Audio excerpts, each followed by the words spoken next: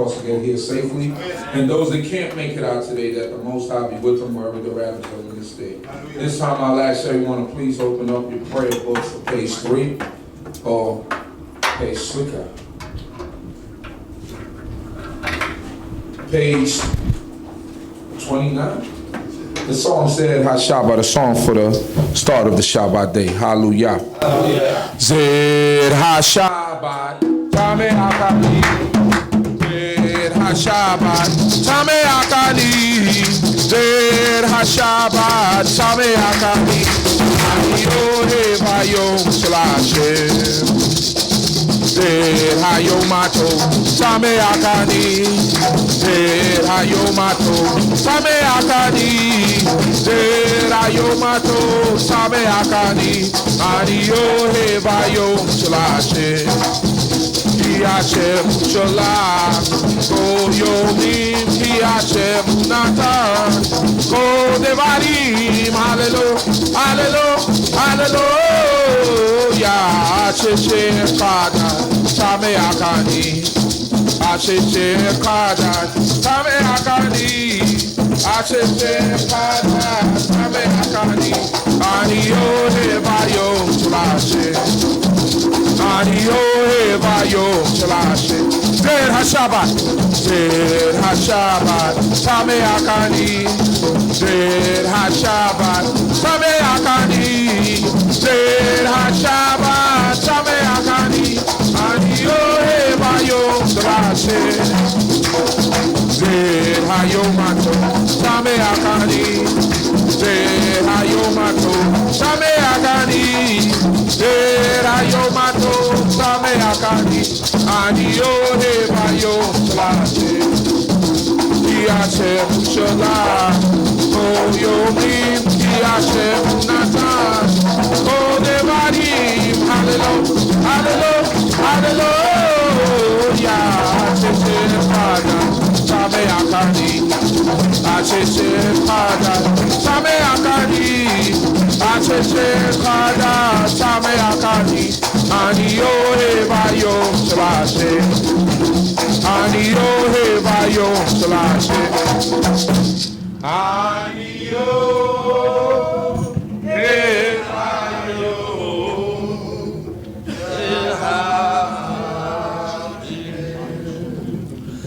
Hallelujah. Hallelujah. Praise the mighty Yah. Yah, great King, God of our fathers, Most High. Once again, we come before Thee, Most High, giving Thee thanks for all things, for everything. But first and foremost, Most High, for waking us up this very day, Most High, because everybody did not rise. So we thank You, Most High. We say Torah for rising us up, great King, for another Shabbat day, Most High, for bringing us through another week. However it may have went, Most High, You brought us through, so we say Torah. Father, we ask that You be with us. You protect us, Most High.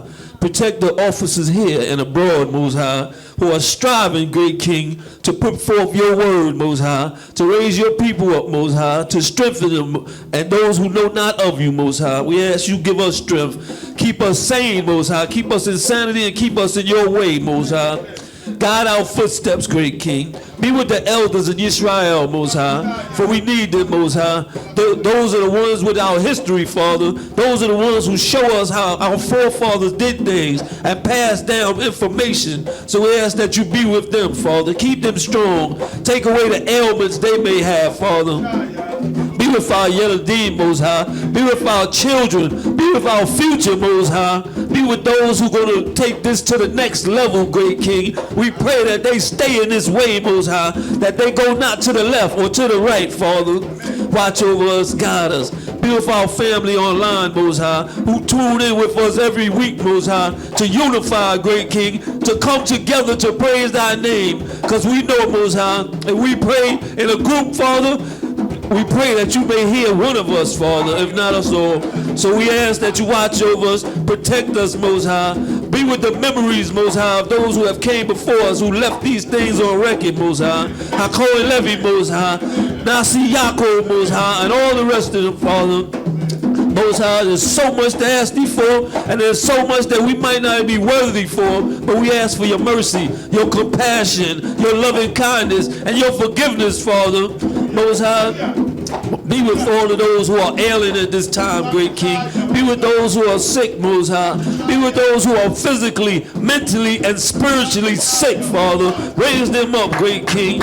Father, we ask that you be with our brother, our teacher, the Chief of Chiefs, and his princess, Most High. Watch over them, protect them, Father. Be with Most High Chief Eleazar and his princess Naomi, Most High. Watch over them. Be with their families, great King. Father, there's so many out there that are ailing, that need your help. Be with our brother, our teacher right here. The Chief Levite, Most High, Chief Kohat. Be with him and his Isha, Most High. Be with all of us. Guide us, protect us. We thank you for food, for clothing, for shelter. And I ask, Father, that you be with those who are mourning, Most High, for those who have lost loved ones, Father, because sometimes it just takes a little while before it really hits them that the one they love so much is gone, Most High. So we ask that you give them a little more time to mourn, Most High, and be with them and strengthen them, Most High, and have them remember the great things that their Amos, that they lost, their Abbas they lost, their brothers, their sisters, their uncles, Most High. Remember all the good things that they done, they have did. Be with me, Most High. Be with my family. Watch over my Isha, my children, Most High. Be with my grandchildren. We ask that you be with all of those, Most High, who have babies on the way, who are carrying children right now, for Most High. Be with them throughout their pregnancy, because it's not an easy thing, Most High. Have mercy, guide us, protect us. Hallelujah. Hallelujah. Well, amen. O Shema Yisrael, Yahovah Eloheinu, Yahovah Eloheinu, Yahovah Eloheinu. O Shema Yisrael, Yahovah Eloheinu, Eloheinu, Yahovah Eloheinu.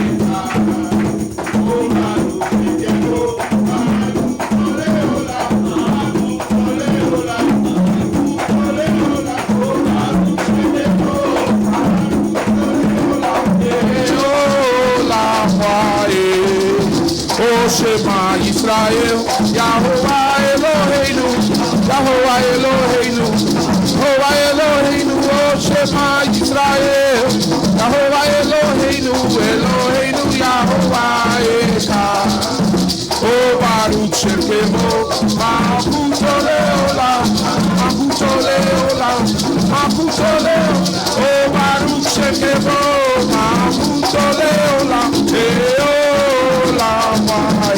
Ein Elohei, Kibo Yahovah, Melech HaGadol, praise Yah, Oserach Devarim Nevli, Yamel Kol Yisrael Amen.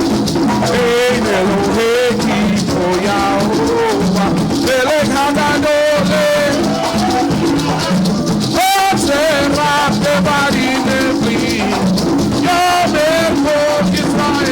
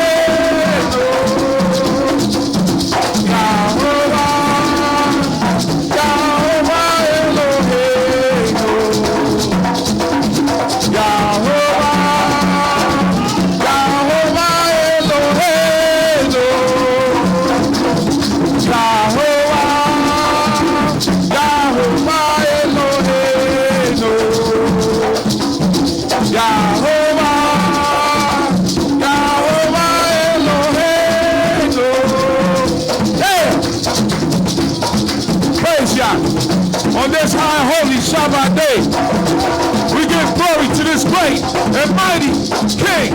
Yahweh Sabaoth is his name. Hallelujah. Praise the mighty King. Morning, when I wake up, I give thanks to Yah.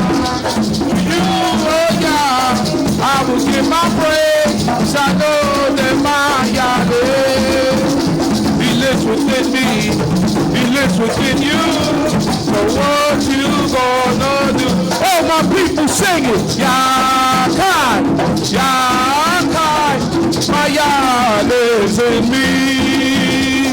Yah Kai, Yah Kai, my Yah lives in me. In the morning, when I wake up, I give thanks to Yah. To you, oh Yah, I will give my praise. I know that my Yah lives. He lives within me. He lives within you. So what you gonna do? Oh, my people sing it. Yah Kai, Yah Kai, my Yah lives in me. Yah Kai, Yah Kai, my Yah lives in me.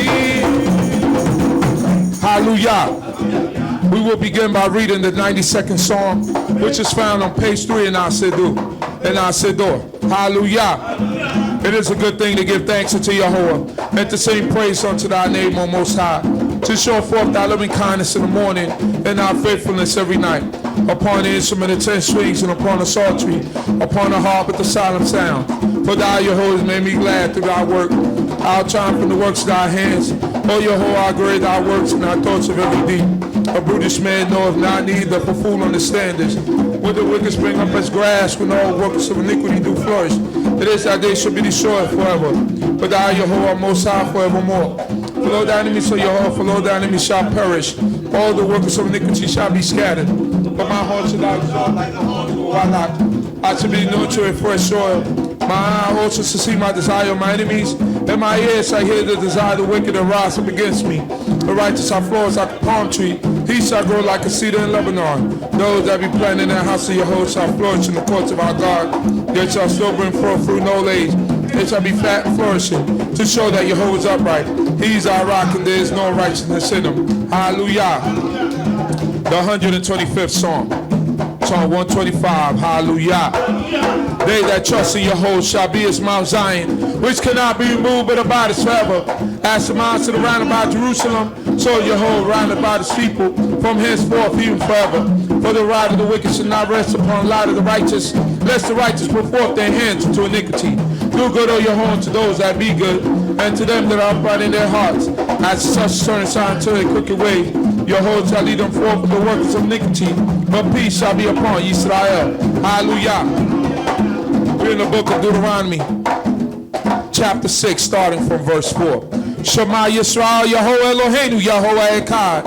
Hear, O Yisrael, Yahweh our God, Yahweh is one. And thou shalt love Yahweh thy God with all thy heart, with all thy soul, and with all thy might. And these words shall command thee this day shall be in thy heart. And thou shalt teach them diligently unto thy children. And shalt talk of them when thou sittest in thy house, when thou walkest by the way, when thou liest down, when thou risest up. Thou shalt bind them for a sign upon thy hand, and they shall be for frontlets between thine eyes. Thou shalt write them upon the doorposts of thy house, and upon thy gates. And it shall be when Yahweh thy God shall have brought thee into the land, which he swore unto thy fathers, to Abraham, to Yitzchak, and to Yaakov, to give thee great and goodly cities thou buildest not, and houses full of all good things thou fillest not, wells diggest thou diggest not, vineyards and olive trees thou plantest not. When thou shalt have eaten and be full, then beware lest thou forget Yahweh, who brought thee forth out of the land of Egypt, out of the house of bondage. Thou shalt fear Yahweh thy God, and serve him, and shalt swear by his name. Ye shall not go after other gods, and the gods of the people that are round about you, for Yahweh thy God is a jealous God amongst you. Lest the anger of Yahweh thy God be kindled against thee, and he destroy thee from off the face of the earth. Hallelujah. Therefore we honor and extol the God of our fathers for restoring us back to our heritage, even here in the lands of our captivity. We thank thee and praise thee with all our might. And we say, blessed is the name of Yahuwah, our God, forevermore. Amen. Let us sing the Shema. Shema, Shema, Shema, Shema, Yisrael. Yahovah Eloheinu. Shema, Yisrael. Yahovah Echad. Baruch. Shem Kevod. Abudo Leolam. Leolam. Leolam. Why? One more time from the top. Shema, Shema, Shema, Shema, Yisrael. Praise Yah. Yahovah Eloheinu. Shema, Yisrael. Yahovah Echad. Baruch. Shem Kevod.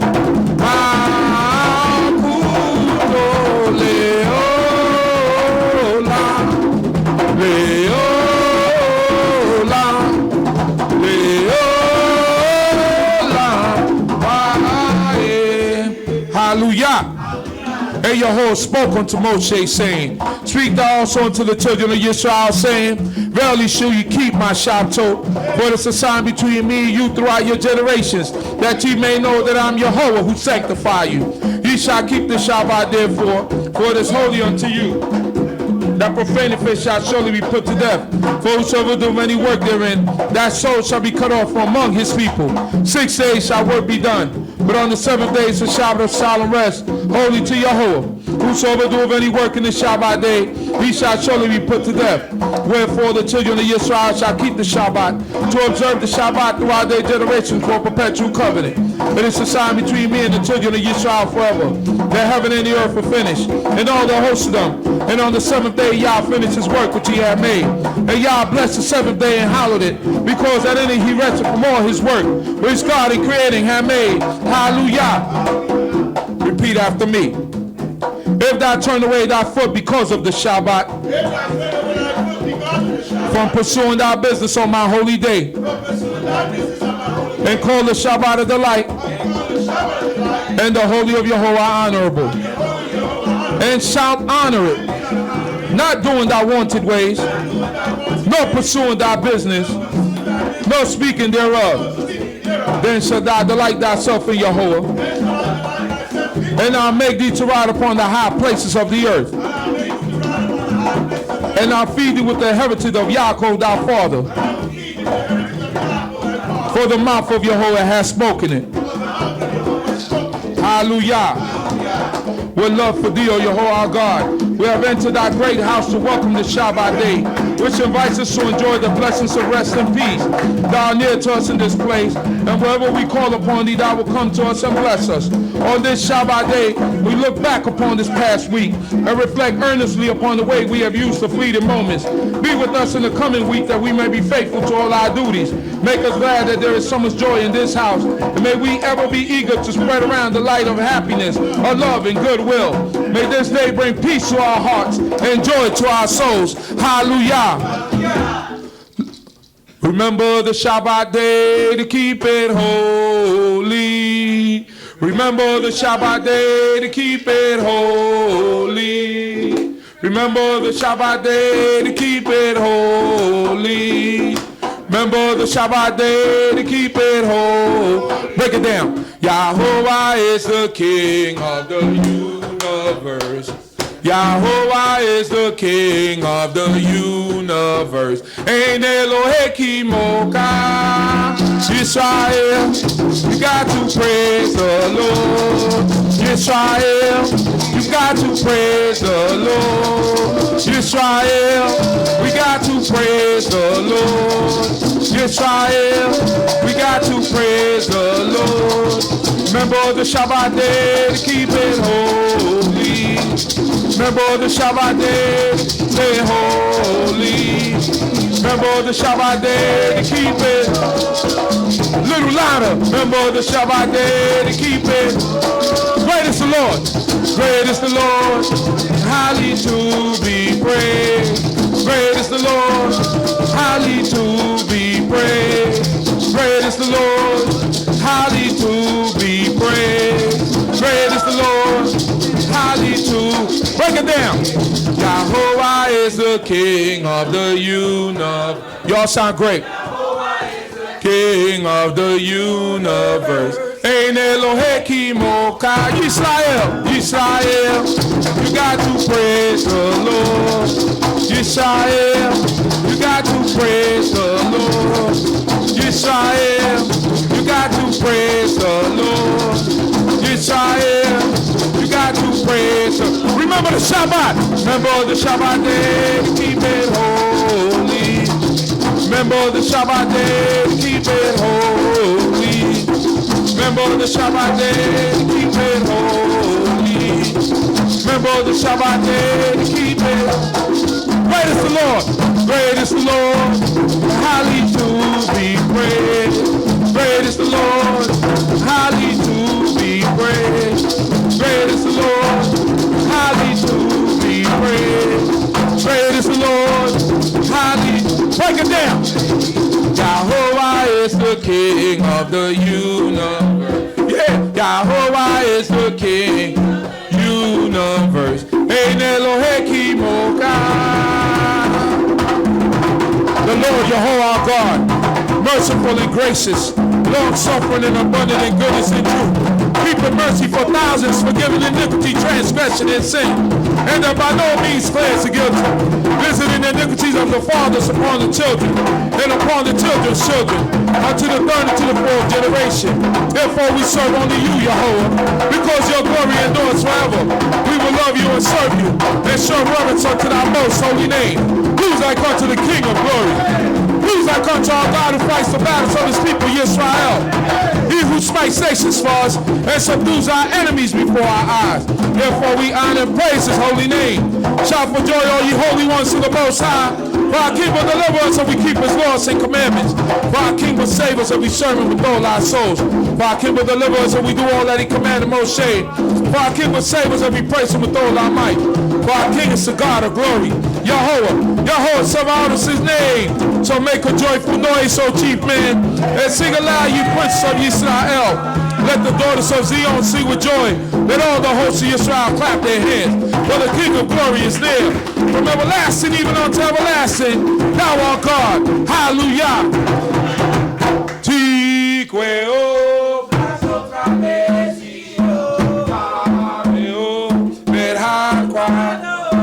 Takaredo.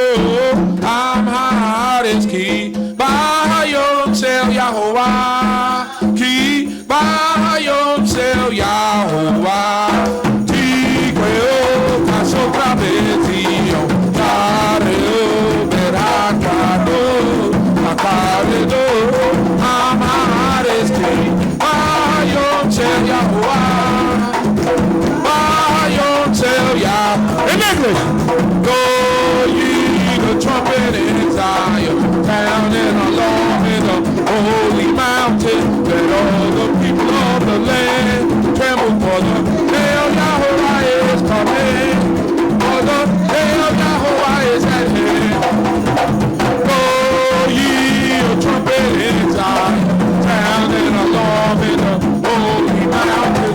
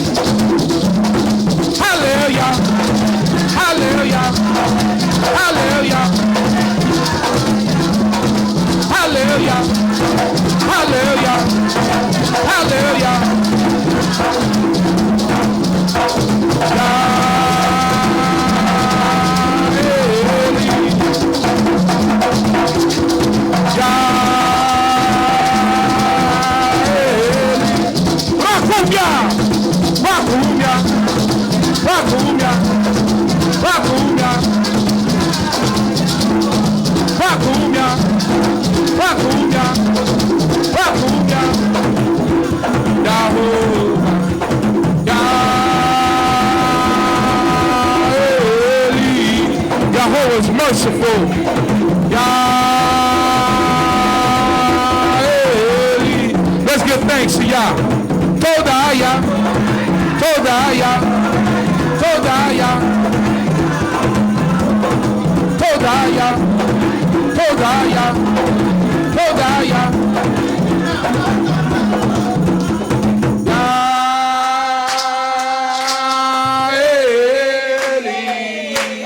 Jehovah is my God. Yah Eli. Quadosha. Quadosha. Hallelujah. Hallelujah. Todah Yah. Todah Yah. Yahuwah. Rakum Yah. Rakum Yah. Hallelujah. Hallelujah. Quadosha. Quadosha. Yahuwah.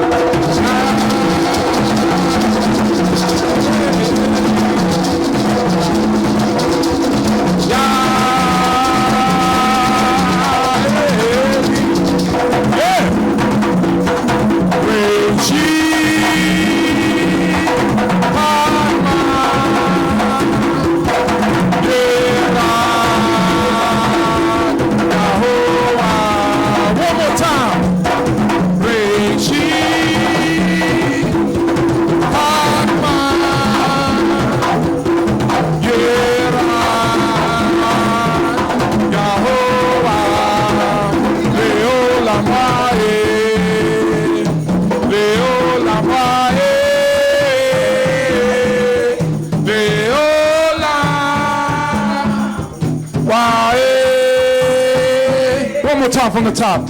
Reishi.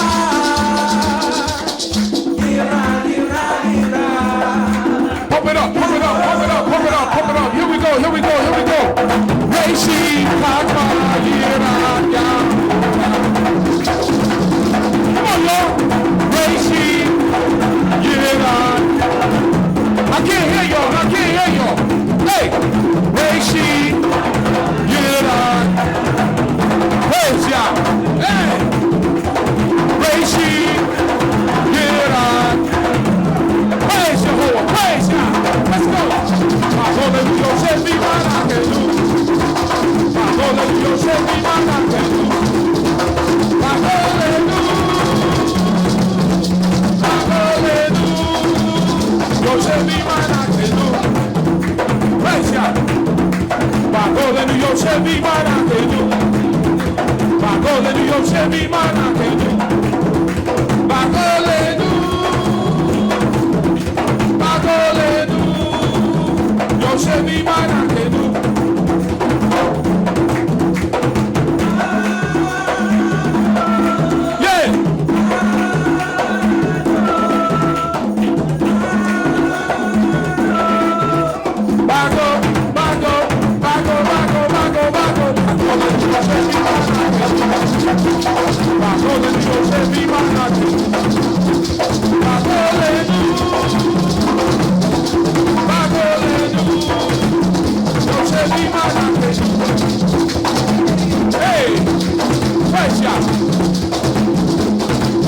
By the rivers of Babylon, yeah, we sat down and we cried. May we remember Jerusalem, we were sick, Lord, near to die.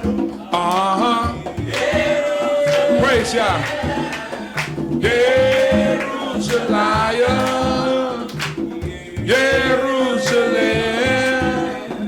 Jerusalem, talking about a Jerusalem, Jerusalem, the land where our fathers served the Lord our God. Our captors asked of us a song, make birth in a strange new land. But if I forget thee, Jerusalem, may I cut off my own right hand. Talking about a Jerusalem,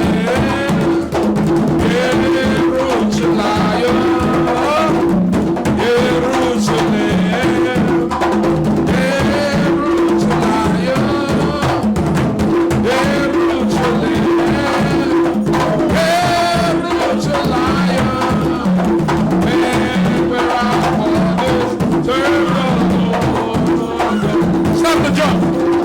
Remember, Lord, against Edom, who said against our city, raise it to the ground. They rise and show no pity for us.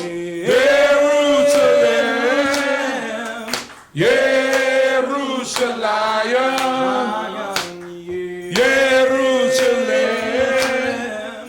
Jerusalem, Jerusalem, Jerusalem, land where our fathers. Pump it up. Remember, O Lord, against Edom. Remember, O Lord, against Edom. Remember, O Lord, against Edom, who said against our city, raise it to the ground there. I know no pity, Lord.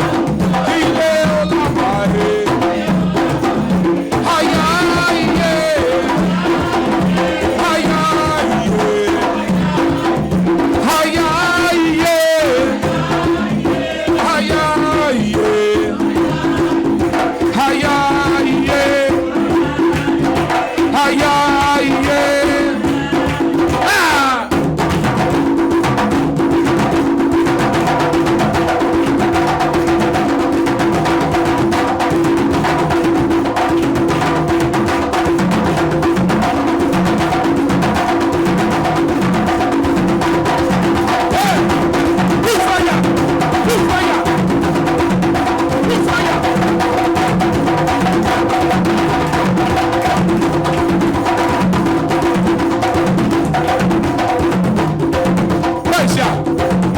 Yah, yeah. Yah, yeah.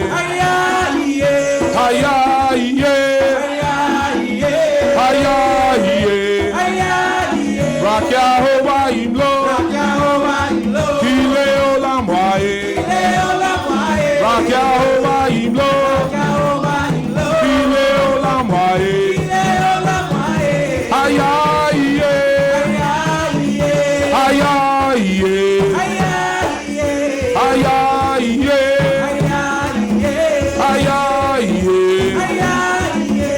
Yah, yeah. Yah, yeah. Let's go.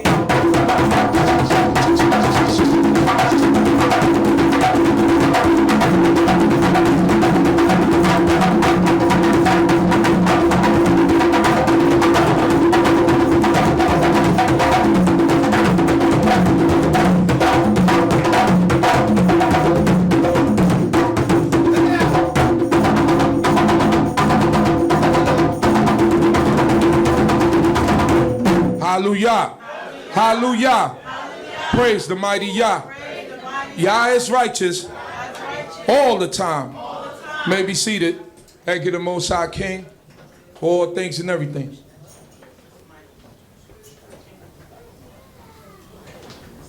Thank you, the Most High King, for the life of all of us. Thanking the Creator for knowledge, wisdom, and understanding. Food, clothing, and shelter. I'm thanking this great King for my life. The life of Kobe Yisrael, wherever we might be scattered in the four corners of the earth. And I'm thankful for this day. There's no praise like the praise that we give to the Creator. It's a great praise. Ain't no drummers, or there are no drummers like Israelite drummers. And I've seen a lot of drummers. Nobody rocks like us. Nobody got that spirit like us. You know, because our praise is not to Abakwa, is not to all these African gods, but our praise is to the true and living King, Yehoshua, the King of the universe. So our praise is much more meaningful than any other praise, because we're giving it up to the one who sustains us, the one who wakes us up every morning.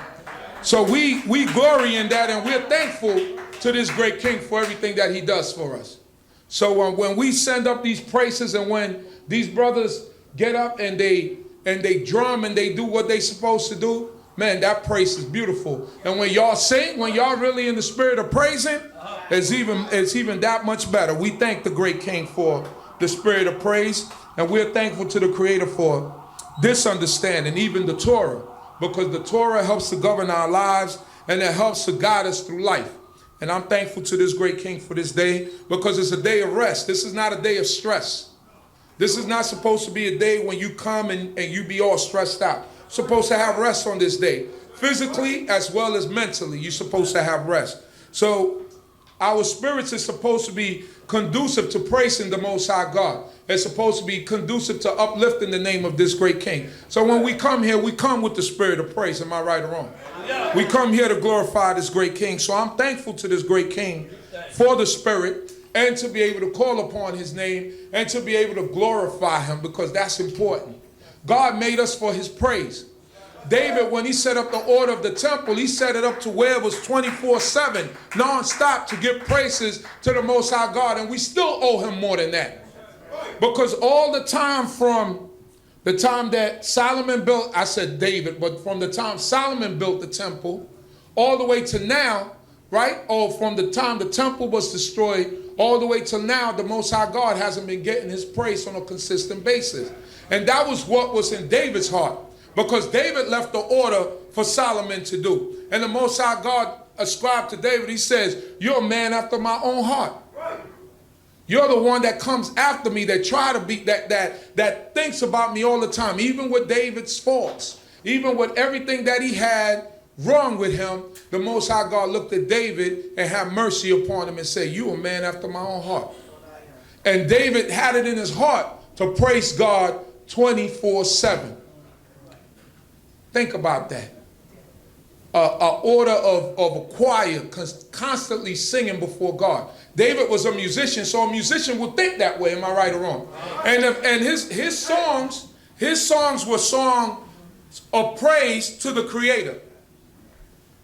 I didn't hear about David making love songs. He might have had 1 or 2 hits back in the days. You know what I mean? David and the Daughters of Zion. He might have had something like that. You know. How Much I Love You, Bathsheba. He might have had a classic.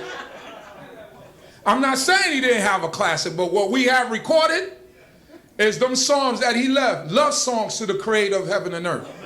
That's what he left. Now Solomon left some stuff for the ladies. His son did that. But David, he left it to the Creator. So we glorify this great king, and we elevate him. And that's why, and everything that we do, when the Most High God bless you with a skill, give something up to him first. Because he blessed you with the skill. He blessed you with the ability to drum. He blessed you with the ability to sing. Don't jump. God gave you a beautiful voice, and the first thing you do is you make a song about a girl or a guy. How you gonna give that? How you gonna give that up to a girl or a guy first when the Most High God is the one that gave you the beautiful voice to sing? Right? So you gotta give God the glory first and foremost. You dedicate your works to the Most High God, and at the end He will bless you. It says, "Seek Him in your youth," right? Before the evil days come before thee. Seek God in your youth. Don't wait till you old and decrepit and you can't walk around that good. I mean, any time to find God is good, but what God is telling you is, give me your strength in your youth. When you're strong, when your back is strong, when you could do some work, give me that strength, because that's what He deserves. Even the priests, right? For the exception of the high priest or the Levites that worked in the order of the temple, that they had to work from 25 to 50. That's your strongest years. God said, give me your strength. That's what God requires of us. At 25, the frontal lobe of your brain is already fully developed. That means that mentally you're thinking correct. You're making right decisions. By 25, this is scientific. Right? This is scientific. And by 50, yeah, you might start to lose a step or two. So at that point, you know what you do now? You train the young priests and the Levites that's coming up. The only one that had that job perpetually in that order of Levi was the high priest. But now you're going to go train. Go teach them guys how to empty out the fire pans and how to do certain things so that they don't make a mistake before me. So the order of everything was already set. So God wants the best from us. You wouldn't even give this president, if the president of the United States, and I'm talking about this president, came to your house, you're going to go shopping and go get the best. So how much more the Creator of heaven and earth? We gotta give Him the best. We gotta show up before Him being the best. We gotta show up and praise Him the best. No one can outdo us on that. You know what people say when they see the drummers and they see us drumming, and because they got I created like a Mishpachah channel, right? On Facebook and on YouTube. And you know what people around the world says? They say, I never heard drumming like that before. You guys are great. The kids are great. Wow. This is people in Brazil, people in this, people. And that's us praising God. Not being ashamed to praise God. That's what worldly people say. I'm not making that up. You could go look at it. You could go read the comments and hear what people say.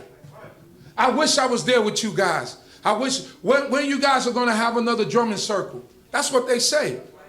Why? Because once the Most High God blessed us with it, right? And we manifest it by playing and praising Him, then the glory still go back to Yah. Because the glory don't go to no man. You see, that's been the problem for years, that man want to take credit. But you see, the credit we get is through magnifying God. That's how we do it. When you're worried about legacy and you're worried about this and that, that don't come to you. You know who are the ones that remembers? The ones who shun all of that. Moses is only known as a servant of God. That's it. That was his title, servant. His brother was the high priest. His nephews were priests. Moses was just servant. And we remember, they said, the book said, there is no prophet like unto Moses. No prophet like unto him. So we got to get our glory through the Creator. And we see that in Moses' life, right? When Moses didn't make that separation between him and God, what happened to Moses? It caused him from going into the land. So there are things that show us there's a blueprint already that show us how we're supposed to be. Right? The glory goes to God. It goes to Yah, not to us. So when we praise and we drum and we do all these things and people of the world see it, they glorifying that. But guess what we're doing when we're playing? We praising Yah. We giving it up to the Supreme. And that's a blessing. And then you could go out and Yah don't tell you got to sit down and all you got to do is play all day to him. If that's your way you make your living, then you go out and you make some kesef off of that. Because you are a musician. So these are the things that we got to look at and we have to think about. Put Yah first in everything that we do. Whenever we get blessed with something, put Yah first. Whenever the Most High God allows you to get something, put Yah first. If you win that $700 million tonight, put Yah first. Know y'all thinking about that. Can't fool me. Y'all got all that ready, bought your tickets yesterday and all that. See, my daughter agrees with me. But put Yah first. And then everything else goes second. The Most High God is first and foremost. That's why today we don't do the things that we do because we put in Yah first. Right? It's like we don't cook today. We don't turn on the microwave today. We're not watching the NCAA tournament today or last night. You know? Duke playing last night, man. The Most High God goes first. I don't care how good Duke is. I don't care how good Zion Williamson is. And he might come to my team. I'm not forsaking the Shabbat day for Zion Williamson.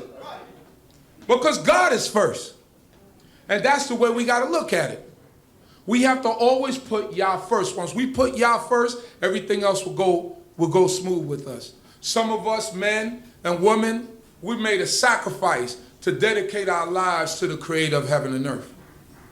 That's a blessing. We've seen people come and go. We've seen people within our own families come and go. But guess what? The Most High God has chosen us to persevere and to stay strong.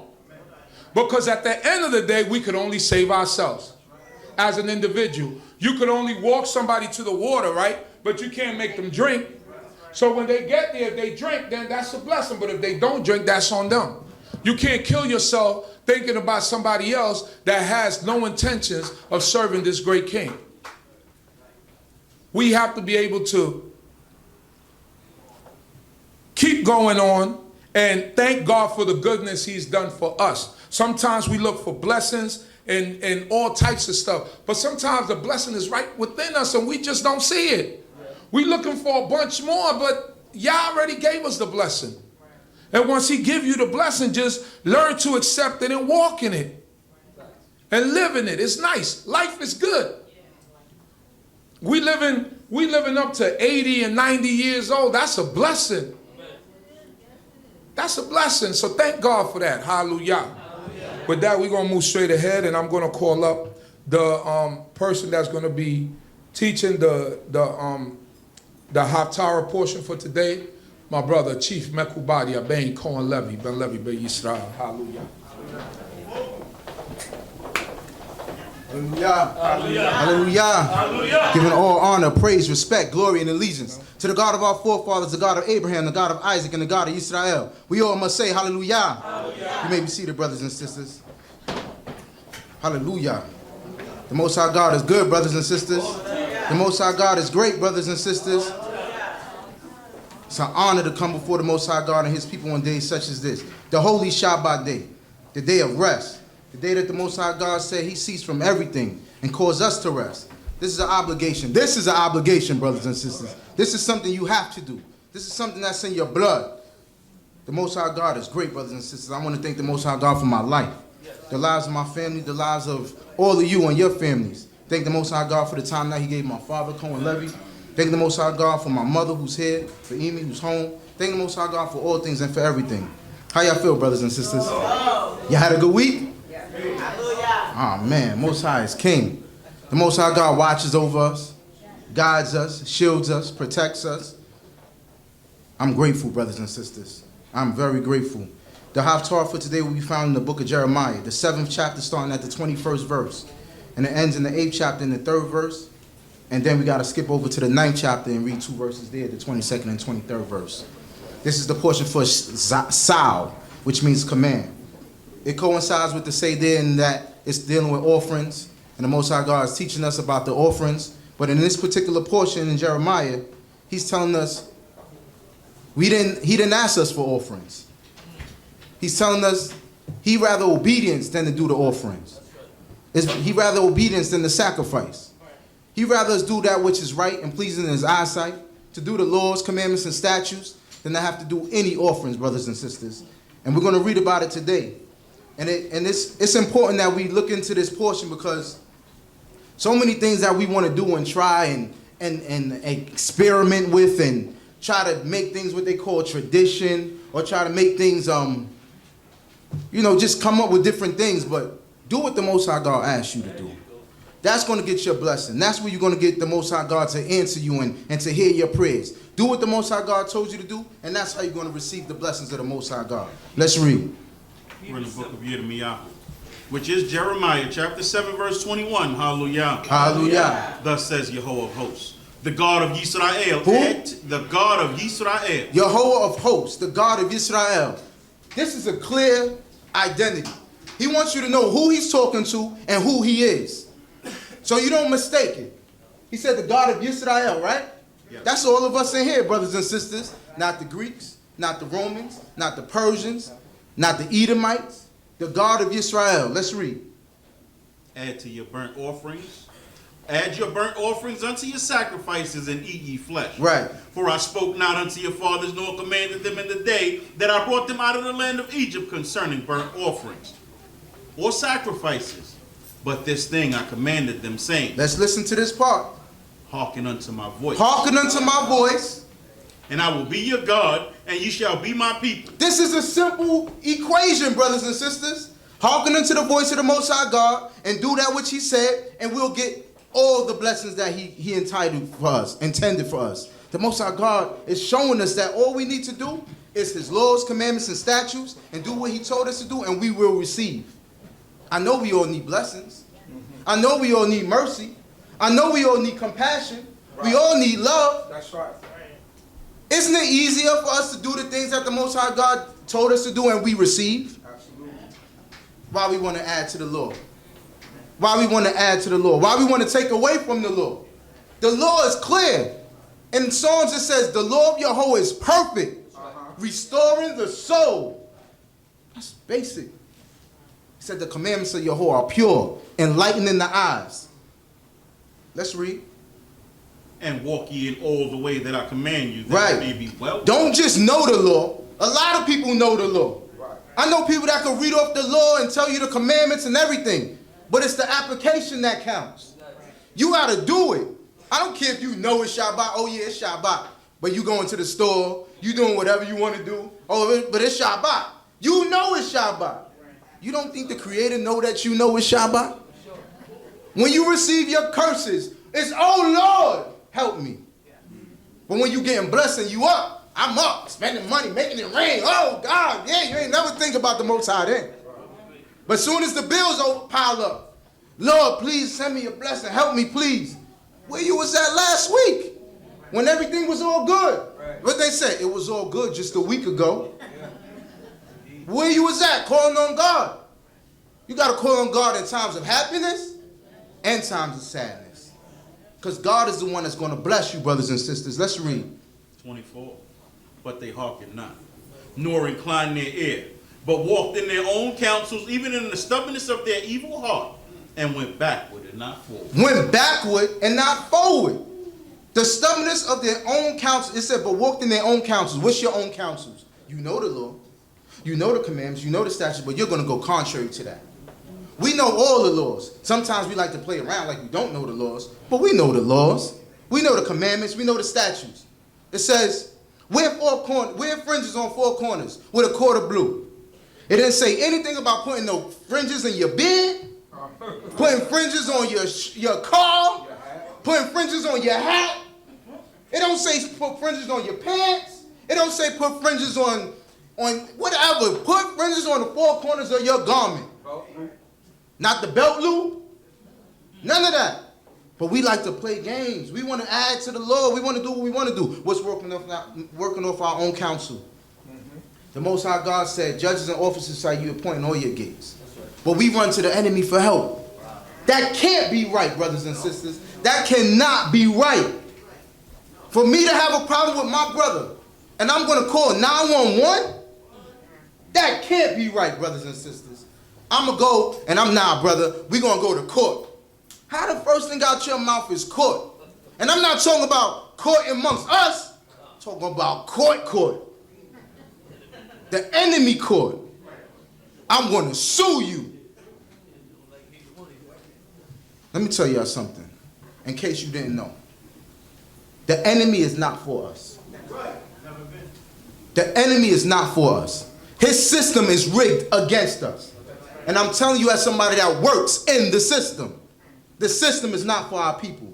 They could care less about a black man. They could care less about a black woman. They could care less about a black child. You run into the system to help you deal with your own child.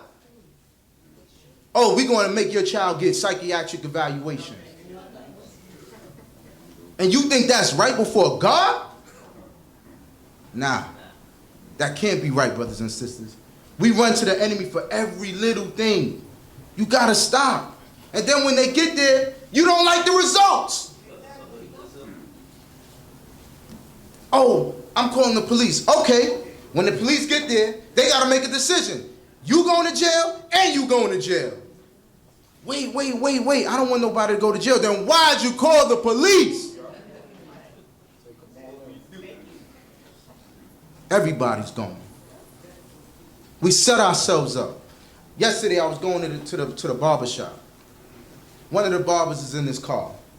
I turn around. Now, his car is right where Chief Ooze is. There's a police car right where Teese is. I'm walking across the street. I smell a whiff of marijuana. I look in the car. It's my barber.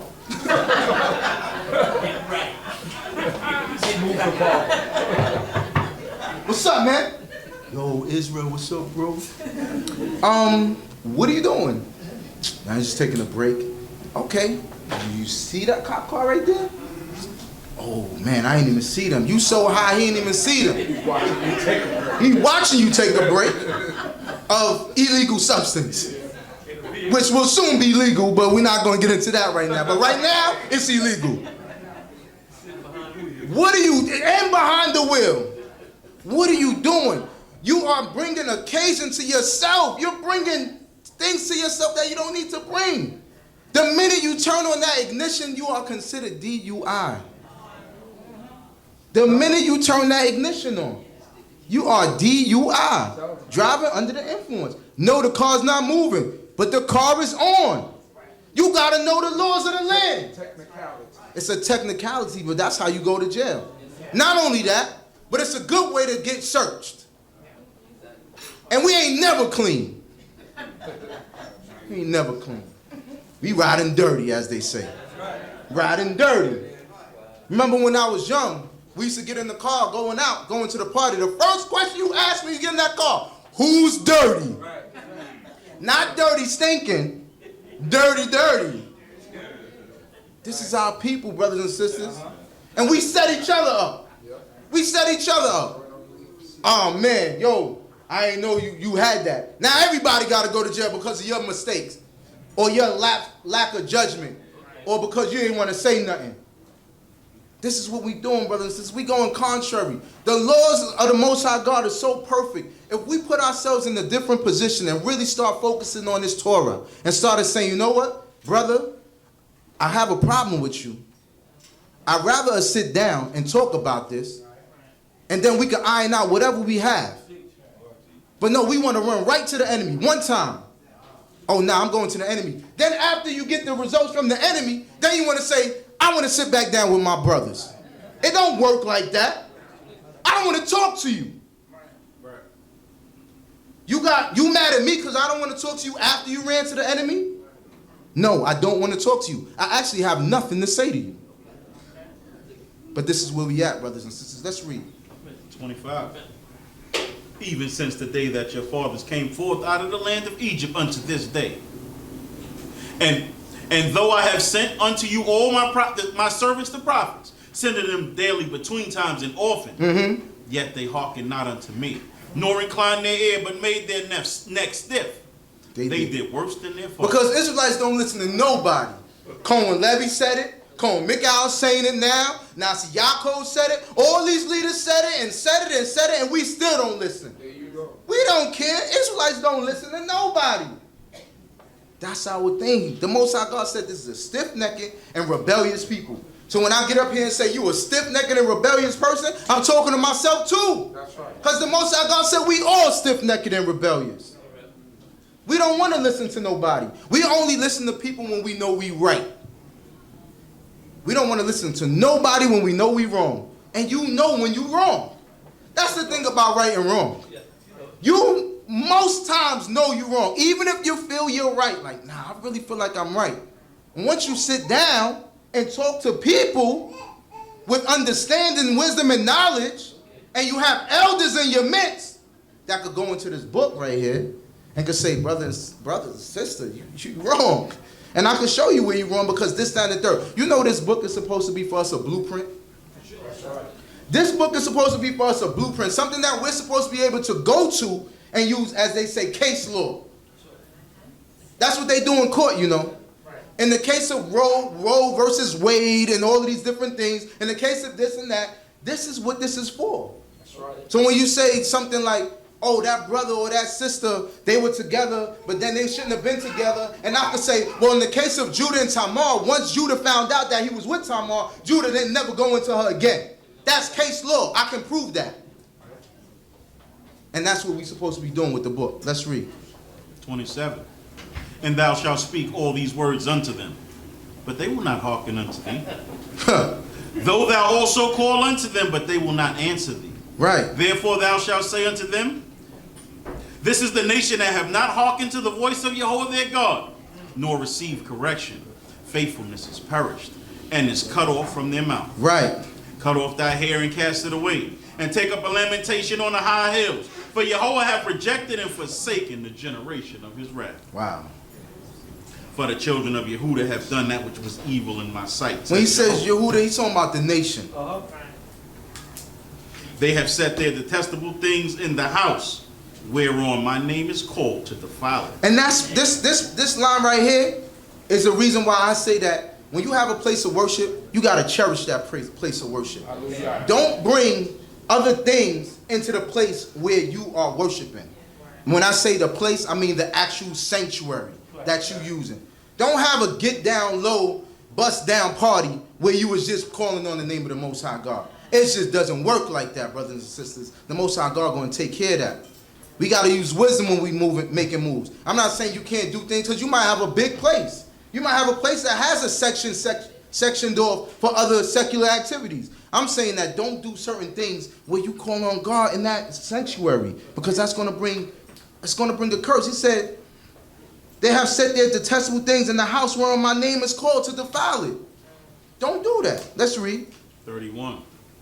And they have built the high places of Tophet, which is in the valley of the son of Hinnom, to burn their sons and their daughters in the fire, which I commanded not, neither came it unto my mind. I love my sons. I can't see myself throwing my sons in the fire. I don't even want to hit them too hard. You're going to throw them in the fire? But this is what we were doing as a people. This is what we were doing. I wouldn't throw my sons in the fire. You say that now, but back then, who knows what I would have did? We don't know what our people was into. Let's read. 32. Therefore, behold, the days come, says Jehovah, that it shall no more be called Tophet, nor the valley of the son of Hinnom, but the valley of slaughter. Right. For they shall bury in Tophet for lack of room.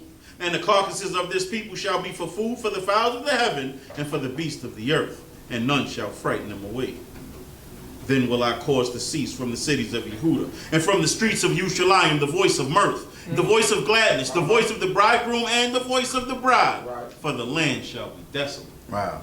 Let's read. Chapter 8, verse 1. Hallelujah. Hallelujah. At that time, says Yahweh, they shall bring out the bones of the kings of Yehuda, and the bones of his princes, and the bones of his priests, and the bones of his prophets, and the bones of the inhabitants of Yisrael out of their graves. And they shall spread them before the sun, and the moon, and all the host of heaven whom they have loved, and whom they have served, and after whom they have walked, and whom they have sought, and whom they have worshipped. And they shall not be gathered nor buried, they shall be for dung upon the face of the earth. And death shall be chosen rather than life, by all the residue that remain of this evil family, that remain of all the places whither I have driven them, says Jehovah of hosts. When I look at the young men today, the young women today, this is how I feel. Death is being chosen rather than life. Some of the our decision-making process is a bit skewed, brothers and sisters. The things that we decide to get into. Our decision-making process is crazy now. I watch these young men sometimes and I'm like, what were you thinking? What are you doing? For the life of me, I cannot understand our young brothers committing such heinous crimes, right? They go upstairs after committing the crime. They change their whole wardrobe, but never change their sneakers. That is the dumbest thing. You did a crime. Change everything. Come outside with the same bright red sneakers you just did the crime in. And I just look at them like, you're not smart, are you? Come here. Let me talk to you. And I don't care. I'll show them. This you?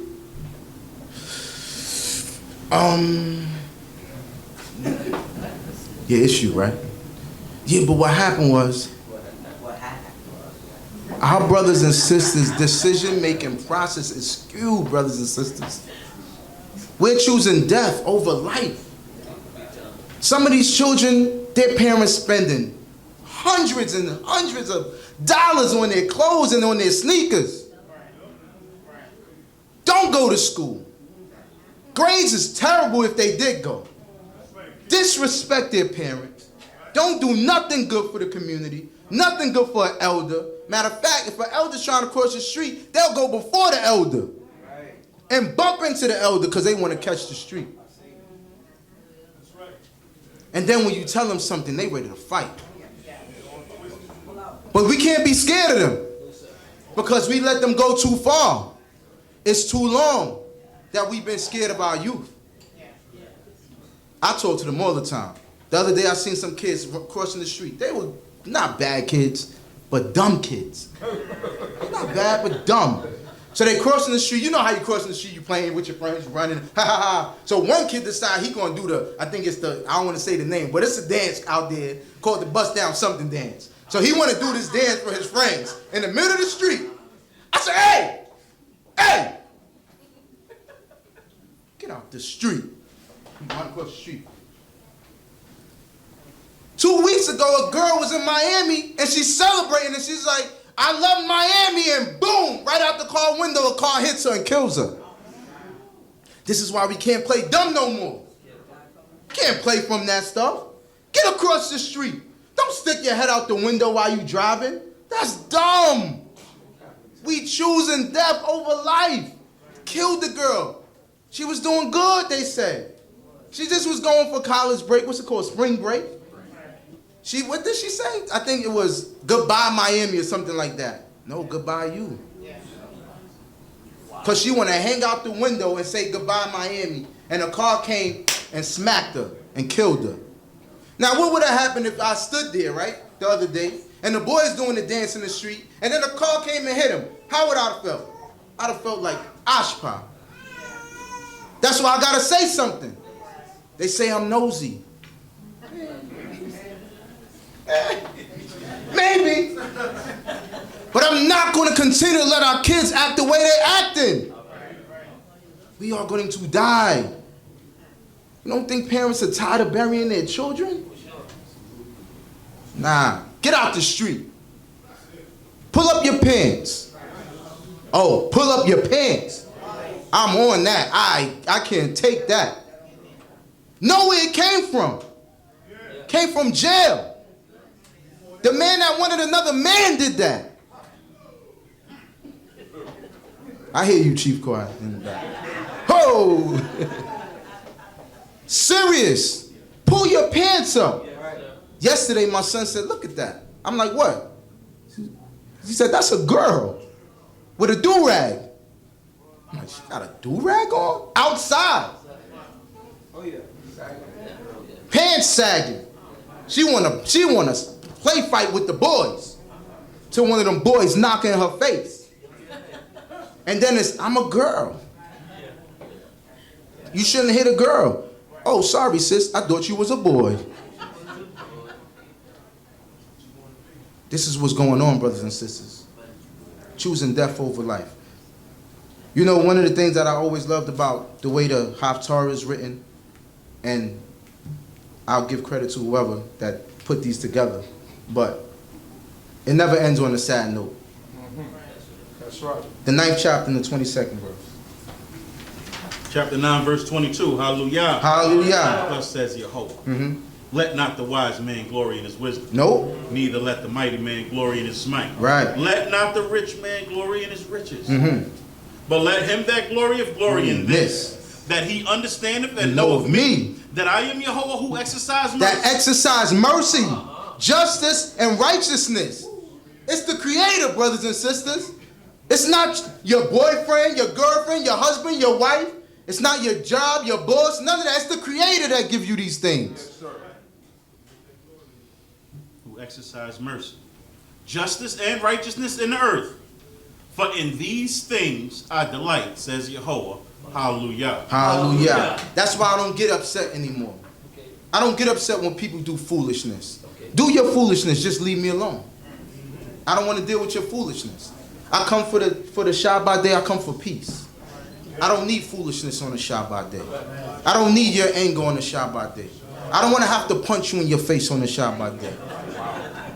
That's how I feel. I'm trying to be nice here. I don't want to have to hurt you on the Shabbat day. Because it's the Shabbat day. And they say it's the Lord's day, right? They said it's the day that the Lord hath made, and we should be happy and glad and rejoice thereon. So don't bring your foolishness to me. For thou wilt not have to receive these hands, therefore. Amen. All praise, all honor, all glory, respect, and allegiance to our God, the God of our forefathers, the God of Abraham, the God of Isaac, and the God of Israel. Hallelujah. Hallelujah. Shabbat Shalom, Nicole.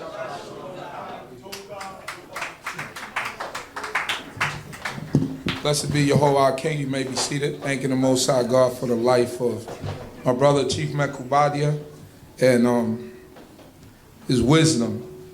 And it's important to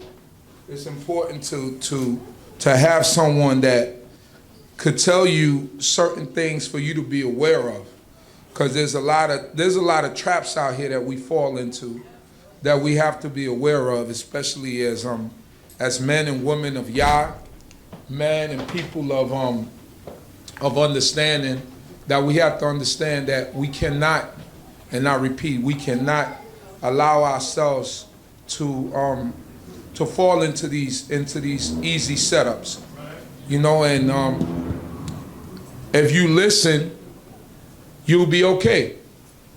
Sometimes there are certain things that are inevitable, but try to avoid most problems. I don't care how much they're gonna try to legalize marijuana. Marijuana ain't for us. We've been smoking ourselves out, especially when you a young person, and I'm speaking about young people that are growing and your brains are still developing. You don't need that. You need to go to work and let your brain develop, and and allow the things that you're supposed to receive as a young person to enter you, so that you could move forward, right? Like I said a couple of weeks back, a lot of people started out with marijuana and they were using it, and they were also selling it, and they got felonies off of that. And you know, once you get a felony, it's difficult for you to get a job. When you come out of jail, it's difficult for you to get a job. So that's why the rate of recidivism, that's how you say it, right? People who relapse and go back to jail is so high, because when you can't find a job in society, then you have a family or you have people you have to feed.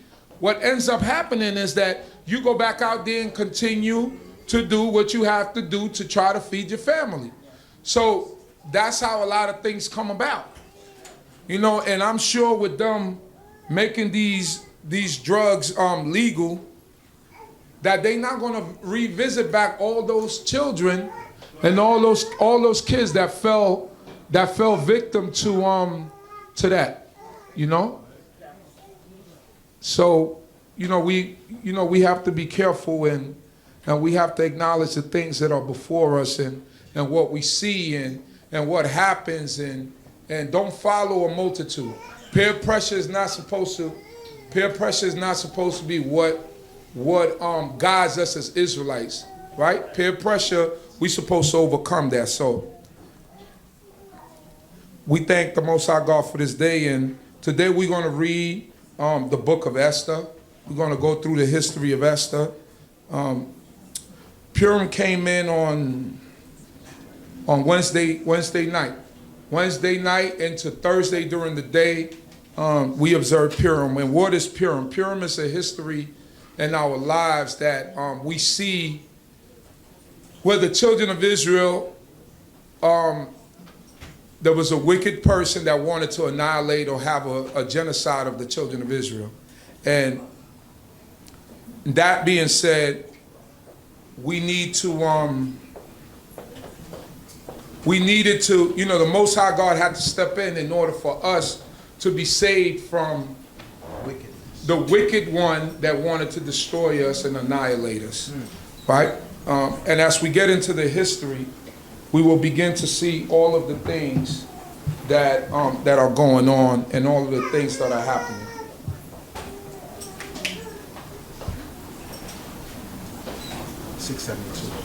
Thank you, sir. That's why I like you as my reader, my brother. Y'all might think that that's a light thing, but when you got someone that reads for you and knows how you think, it makes it that much easier.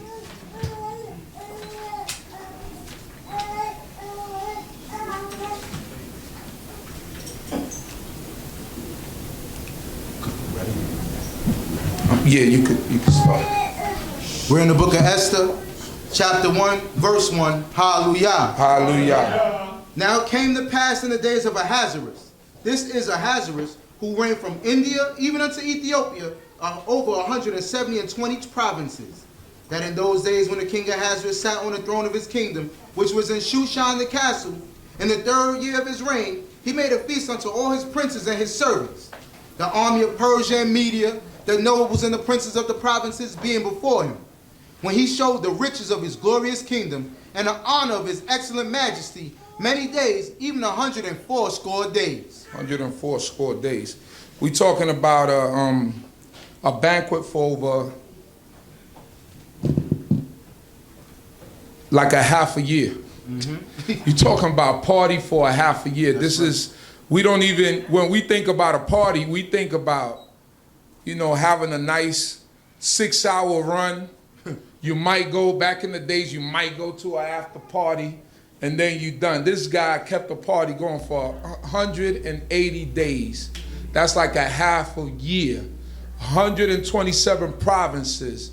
This is, he's ruling from India all the way to Kush. That's modern day Ethiopia.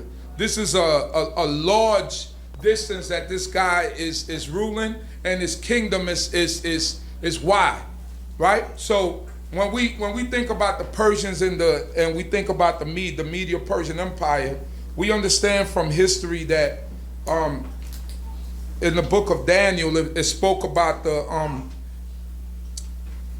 vision that Daniel saw, and he saw he saw the statue with the head of gold, and then the silver and the clay and all the things that came about after.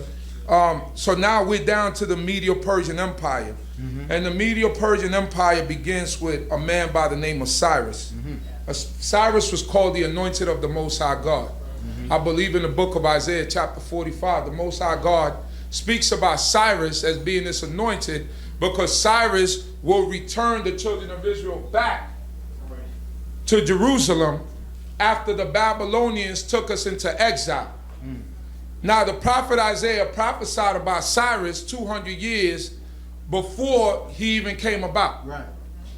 This was documented history. He spoke about Cyrus as being the anointed of the Most High God. So I got some notes here, and I just want to talk about the period of time that this empire began, or this power, or this rule began, unto where we're at in the history in the book of Esther. And I'll have my brother Chief Michael read it. Cyrus rules around 550 BCE. Cyrus II, later known as Cyrus the Great, comes to power as king of Ashan and western Persians. Under his control of his Persians is united. He starts the Achaemenid dynasty. The Achaemenid dynasty. So this is what his dynasty is called, the Achaemenid dynasty, and he begins it at 550 BCE. BCE stands for before the common era, right? So let us go. In 550 BCE, Cyrus was attacked. Cyrus was attacked 550. As he reigned, as he began his reign, he got attacked. Let's go. King Astyages of Media attacked Cyrus. During the fight, some of Astyages' men turn on their leader, and Cyrus becomes the victor. He goes on to defeat the Medes and conquers Lydia. He conquers Lydia, which is Media, and that's how we know it as the Medo-Persian Empire, because some of the men turned against their king and they came to Cyrus' side. He attacks them, he defeats them, and now he's in control of all of this. Let's go. In 539 BCE, Cyrus captures Babylon. He captures Babylon. Now, Babylon at this point, remember, Babylon was the head of gold. They were ruling for a period of time. Now they got weak. And now Cyrus, being powerful and coming up, he goes into Babylon and he overcomes it. Let's go. In 536 BCE, the prophecy about Cyrus. 200 years before Babylon is conquered, the prophet Isaiah has written of a great ruler named Cyrus who allows the children of Yisrael to rebuild the temple. When the scroll is read to Cyrus, he commands that the captive Israelites of Babylon be allowed to return to rebuild. Most High called them his anointed.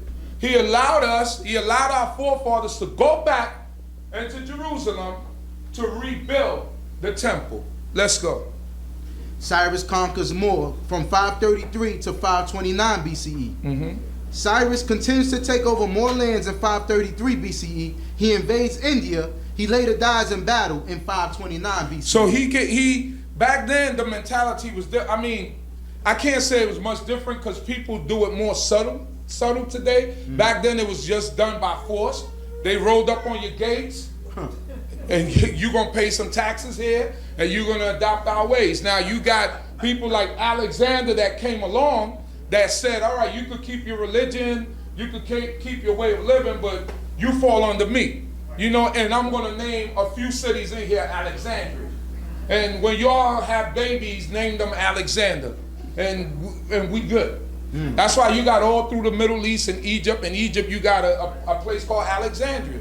You go all out into India, you got places called Alexandria. Because Alexander left his mark everywhere. He allowed them to keep their religion, but in turn, he told them, listen, this is what you got to follow. And if you don't, then you die. Let's go. In 529 BCE, the family line goes on. After the death of his father, Cambyses II rules. He conquers both Egypt and Cyprus, extending the empire even more. He dies in 522 BCE. He dies in 522 BCE. So Cambyses was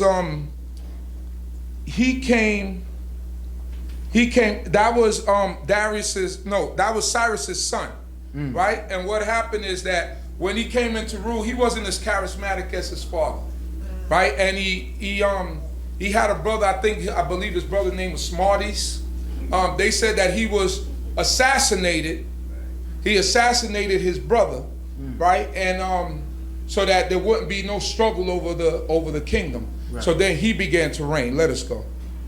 In 521 BCE, Darius I reigns. He claims the throne, but Bardia, presumably Cambyses' brother, claims it too. Bardia is eventually defeated, and Darius becomes king of Persia. And Darius becomes king of Persia. Let's go. You want to continue with these? Yeah, I want to contribute. Okay. I'm gonna continue with these. In 521 BCE, Darius divides the empire into provinces called satraps. So that's what we read in the history. It said, you see 127 provinces or satrapies, however you say, satrapies. This is divided into 127 because he did that so that he could have a better control of what was happening. All these people were like little rulers of all these little provinces, and they had to report back to Darius everything that was happening within these towns and within these cities. Let us go. He links the empire by roads and has a common currency throughout. He also allows the Israelites to continue rebuilding their temple after disputes from neighboring areas are brought to his attention. So he continues, he allows Israelites to continue to rebuild the temple, and he created, or he revamped, the royal road, which plays a very important part in this history, because there's a lot of messages that are being sent that have to get out in a period of time, and the royal road was created or was revamped by Darius the Great. Let us go. At around 500 BCE, the Persian Empire consisted of 8,500,000 kilometers and had a population estimated at about 50 million. That's a lot of people. They had an estimation of 50 million people in this empire. This is from Kush all the way to India. Now, I wish I would have did a slide show so I could show you the extent of his kingdom, but it was very large. Let us go. In 499 BCE, Lydia began to rebel. Lydia joins Persia after being conquered by Cyrus in 546 BCE, but they rebel in 499. Darius puts down the rebellion. So, you know, the Median Empire want to be great again, but Darius puts down that revolt. Let us go. The Persian Wars from 490 to 479 BCE. Right. The Greeks and the Persians battled for territory for several years. Sometimes the Persians win, sometimes the Greeks win. In 485 BCE, Darius died. This continues the prophecy of Daniel. The head of gold, the arms and the chest of silver, right? And then now we getting down to what? Part clay, part iron, part clay. You know, this is the Alexander the Great, and this is the Greek Empire that's coming on the rise. So this is where the Persian Wars begin. From 490 to 479 BCE is where we begin to see that the Greeks is beginning to get force or get power within the earth. And they, you know, they don't want to be pushed around, because Persia, the Median Persian Empire, they trying to expand. So they going all into Europe. They going all into places they never been to before. So the Greeks are not going for it. And this begins the Persian Wars from 490 to 479. Let's go. Xerxes the First begins to rule in 485 BCE. Xerxes the First is Ahasuerus. So this is the same person. Let's go. Xerxes the First comes to power after the death of Darius. He continues the war with Greece. The Persians burn Athens in 480 but are defeated at Salamis the following year when the fleet sinks. Xerxes is assassinated in 465. Xerxes is assassinated in 465. This is Ahasuerus, right? So we're giving you a part in history. I'm moving forward, right, past the history to show you what's been going on. So within these wars, right, or within the conflict between the Persians, the Median Persian Empire, and the Greeks, Xerxes dies. Eventually he dies. Let us go. The major languages spoken by the people that were under the Persian rule at that time were Persian, Aramaic, Akkadian, Median, Greek, Elamite, and Sumerian. So people that spoke many languages. In America, we're pushed only to speak English. When you go to Europe, people speak many languages. You go to Europe, they speak English, German, you know, French.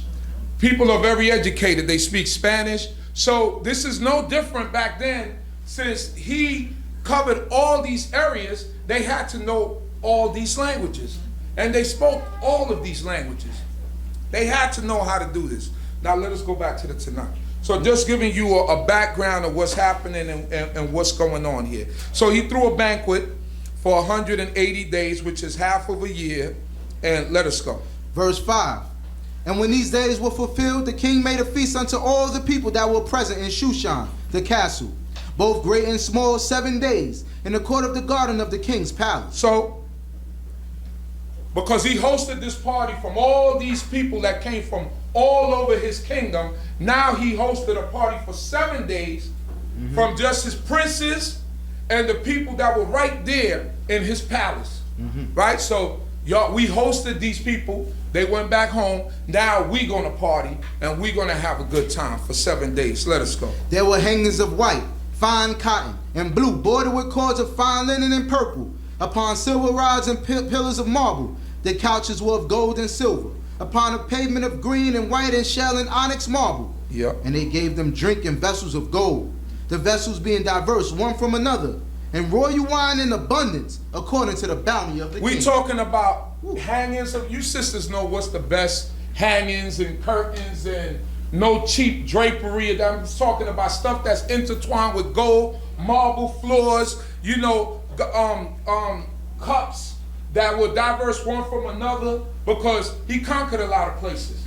He got artistry and art from all these different places. And besides that, people were giving him gifts all the time. Right. So when all these people came, they didn't come empty-handed. When they came to party, they didn't come with their hands empty. They came bearing gifts.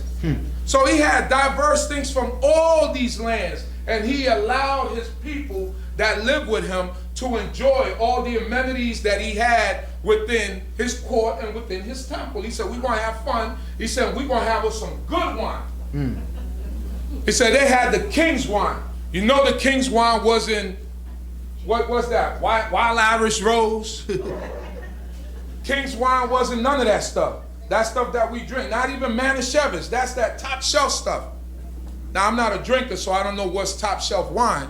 But I could imagine that there's some stuff out here that's been aged for so long that you paying $200 a bottle, $300 a bottle. That's the king's wine. Yeah. $1,000, you said? $1,000 a bottle. You know, so he allowed the people to enjoy of the best of the kingdom and for them to rejoice in this time. Let us go. Verse 8. And the drinking was according to the law. None did compel, for so the king had appointed to all the officers of his house that they should do according to every man's pleasure. Listen, don't get mad at anybody. Just drink as much as you want to and do what you want to do. Now, I have something here where it speaks about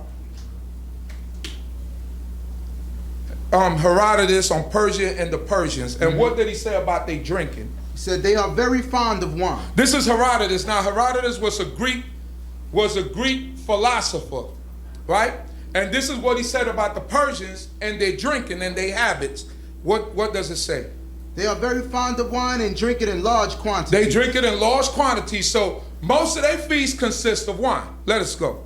To vomit or obey natural cause in the presence of another is forbidden among them. To Such are their vomit, customs that in these means matters. before you drink with us, be able to drink. Right. Because to vomit in front of us is like a shame. Right. Don't come before us and start It still is. hurling like, nah, you can't. It still You is can't a hang with shame. us. Yes, this is shameful, man. You gotta go. So they didn't allow that amongst them. And to go to the bathroom, that meant that you couldn't hold it either. So when you come amongst us, be ready to hold your liquor. Right. Right? They were high on this. Let's go. It is also their general practice to deliberate upon affairs of weight when they are drunk, and when on the morrow, when they are sober, the decision to which they came the night before is put before them by the master of the house, in which it was made, and if it is then approved of, they act on it. If not, they set it aside. So this is crazy. Most people tell you make a decision with a sober mind. Am I right or wrong? Right. They did the opposite. They said, listen, we're going to make decisions of power while we're drunk. But we call alcohol truth serum. What they said how the saying go? Speaks a sober mind. So most people when they drunk, they call it liquid courage because you get the courage to say what you need, what you've been wanting to say. Well, I never liked you anyway. Yeah, the people get drunk and they begin to talk. So they said, so they use that to, they probably observe people and say, people speak the truth when they drunk. So let's get you drunk first, make this decision, but we're going to wake up in the morning, and if you have the same decision with your sober mind, then we know that you're speaking your true mind, because you're speaking it while you're drunk and you're speaking it while you're sober. Right. So that's how they took care of their affairs. Let's go. Sometimes, however, they are sober at their first deliberation, but in this case, they always reconsider the matter under the influence. Oh man, of wine. so sometimes they come with a sober mind. Yeah, I want to buy this plot of land from you or whatever. So okay, let's drink on that. Pull out the whiskey. Give me the honey jack. Let's knock this out. Make sure they see you stumbling a little. Don't throw up now. Stay strong. All right, now he's stumbling a little. All right. Now, do you really want to buy this plot of land? No, I don't. Then it's no good. That's how they took care of their affairs. I'm not telling us to do that, but that's how they did it. Let's go. Back to the portion, verse 9. Verse 9. Also, Vashti the queen made a feast for the women in the royal house, which belonged to King Ahasuerus. So she made a feast in the royal house, which belonged to her ish, the king. She made a feast with all the women. Let us go. On the 7th day, when the heart of the king was merry with wine, he commanded Mehuman, Bezetta, Harbona, Bigda, Abagda, Zetar, and Carcass, the 7 chamberlains that ministered in the presence of Ahasuerus the king, to bring Vashti the queen before the king with the crown royal. With the crown royal. To show the peoples and the princes her beauty, for she was fair to look on. So King Ahasuerus was like, you know, I showed y'all all the greatness of my kingdom. Right. But I got something that none of y'all could ever have. And I'm gonna break out my most precious jewel, which is the queen of the Medo-Persian Empire. Now when I break her out, you guys could look, but you can't touch. Right? So he commands her to come with the crown royal on her head. Now in the Midrash or Midrashic tradition, they have a different explanation as to how they said that she was supposed to show up before the men. And I'm going to have my brother Chief Mekwa, I didn't send him this part of the notes, but I'm going to have him read it. Start from the top and see what it says. This thing just changed.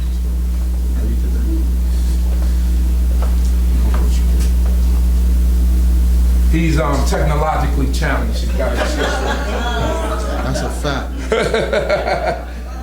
Vashti is seen by the Babylonian rabbis. The Babylonian rabbis tend to cast Vashti in an extremely negative light, as wicked, a Jew hater, and wanton. They comment on Esther chapter 1 verse 9. In addition, Queen Vashti gave a banquet for women in the royal palace of King Ahasuerus. That Vashti held her banquet in the royal palace of King Ahasuerus, a place meant for men and not in the natural venue for such an event. So it's basically saying that the rabbis that came out of Babylon hated on Vashti. They said she was evil, she was wicked. They just looked down on her. Now the book don't say that, but let's see what that says. They learned from this that Vashti had licentious intent when she organized her banquet. Licentious, that's like she wanted to do all types of debauchery and all types of stuff where she's sleeping with different men and women. The women in the harem are having all types of affairs with other men. This is what they come up from this. Now this don't say that, but that's what they saying in Midrashic tradition. Let's go. Just like her husband Ahasuerus, who later summoned her to appear before the men. The rabbis cite the immoral intent of each as an example of the popular saying, he with gourds and his wife with cucumbers. In other words, the husband and the wife are alike, both acting the same manner. Right, both acting as they both ain't no good. Let's go.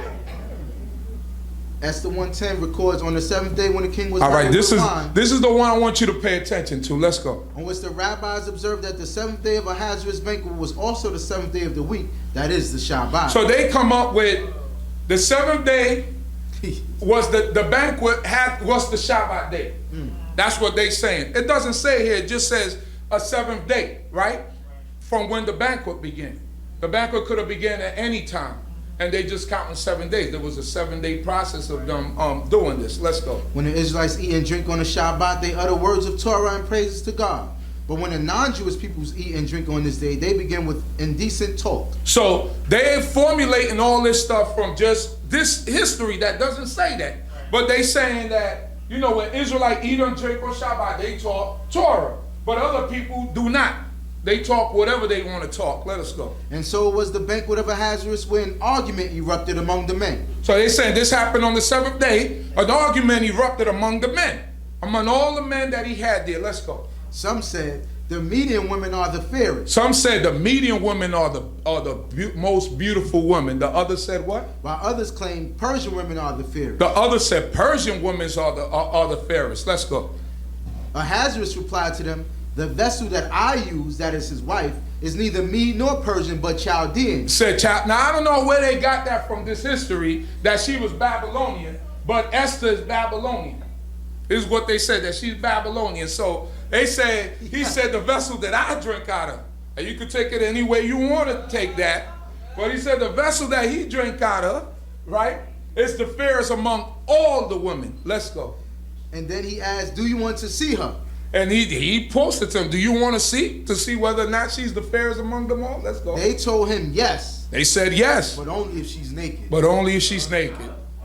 Now, how do you get all that from, read verse 9 again? Also, Vashti the queen made a feast for the women in the royal house which belonged to King Ahasuerus. On the verse 10. On the 7th day, when the heart of the king was merry with wine, he commanded Mehumam, Beseta, Harbona, Bigda, Abakta, Zetar, and Carcass, the 7 chamberlains that ministered in the presence of Ahasuerus. These were eunuchs. To bring Vashti the queen before the king with the crown royal, to show the peoples and the princes her beauty, but she was fair to look. How do you get naked and come before the people naked and all that stuff?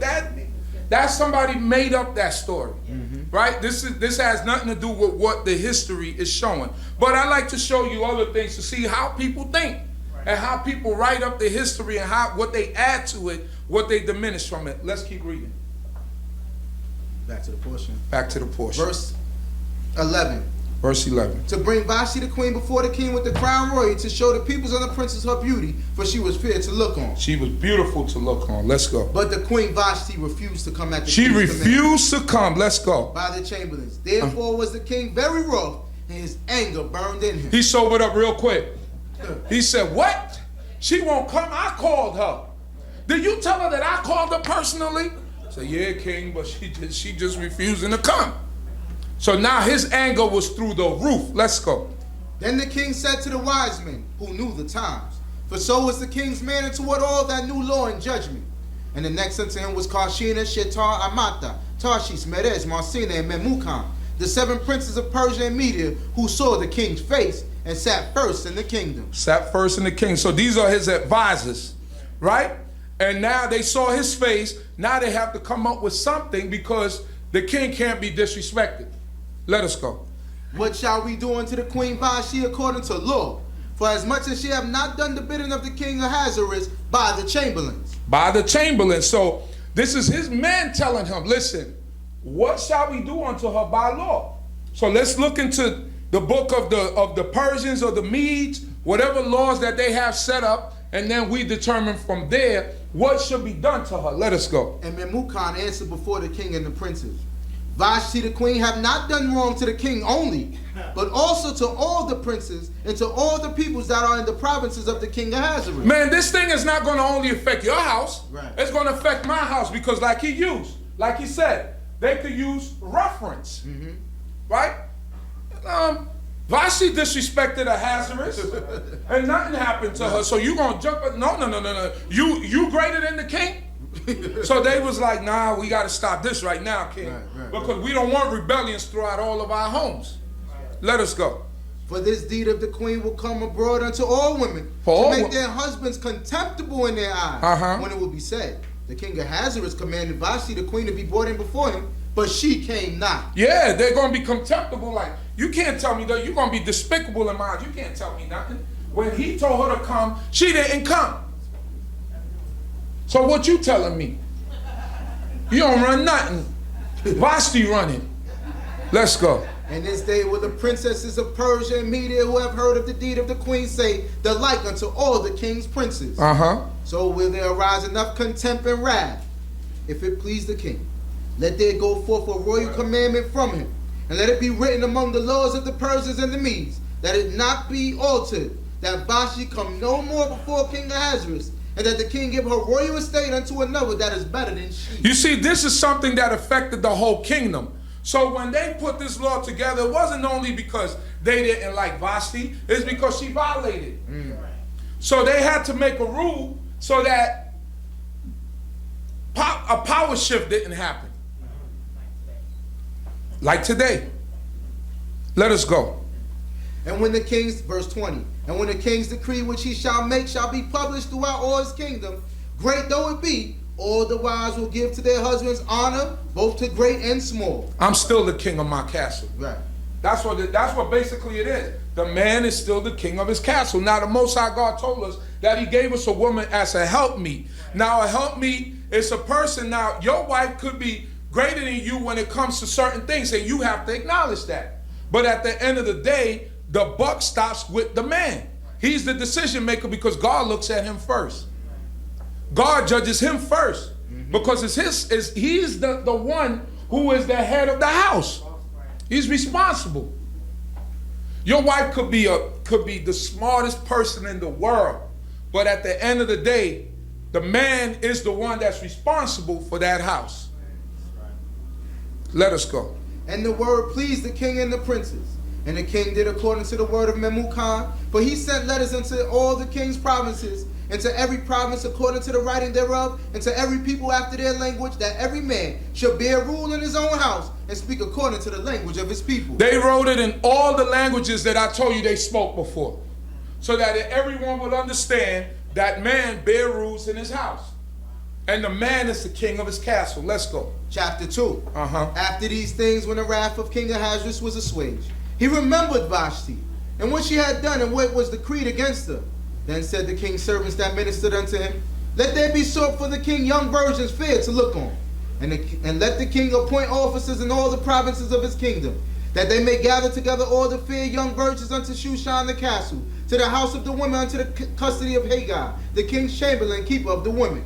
And let their ointments be given them, and let the maiden that pleaseth the king be a queen instead of Vashti. And the thing pleased the king, and he did so. So now some time go past. He's sober. He's thinking about, because the king don't have a lack of women. Well, he got a harem full of women. Right. That's reality. So that part of his life is taken care of. So it's not about that, right? Vashti is the queen. Every woman ain't queen material. Every woman is not queen material. So when he's sitting down and he's thinking, he's starting to miss Vashti. That's my baby. He started getting love sick and twisting and turning, and they listening to him and talking about, I don't care what nobody say, I'm going to reverse that judgment. They said, no. We got to do something here to alleviate this man from his love sickness. Right. So now what they did, his officers and his princes said, we're going to make a beauty pageant. Right. But this beauty pageant is going to be to select the next queen of Persia. So now they're going to seek out young maidens from all the towns, all the provinces, and bring them in so that to see which one the king chooses to be the next queen of Persia. Let us go. Verse 5. And the other thing is, and I say this all the time, a great poet, and I always talk about this poet, right? By the name of Too Short. Short Dog. And it's, a lot of the music is crazy, but he did say one thing that's very true, right? If you can't make a woman that's a harlot a housewife. You can't, every woman is not going to be a queen. Every woman is not going to be a queen. There's certain women, that's what he said, Tease, that's what he said. she asked her, did he say that? Yeah, that's what he said. But you can't, you got to know who you obtaining and who you taking into your bosom and who you're going to elevate to that position. Right. Because every woman is not going to be that material. And that's just realistically speaking. We could sometimes look at things and we want to say like, oh, you know, you shouldn't talk like that. Chief Uzziel, you know what you're doing is, no, but that's reality. He missed his queen. Vashti was queen material. She violated because she forsook his word. But now he's missing her. He has no lack of woman. He could get a woman. That's the point that I want you to know. He could get a woman. But that wasn't what he was missing.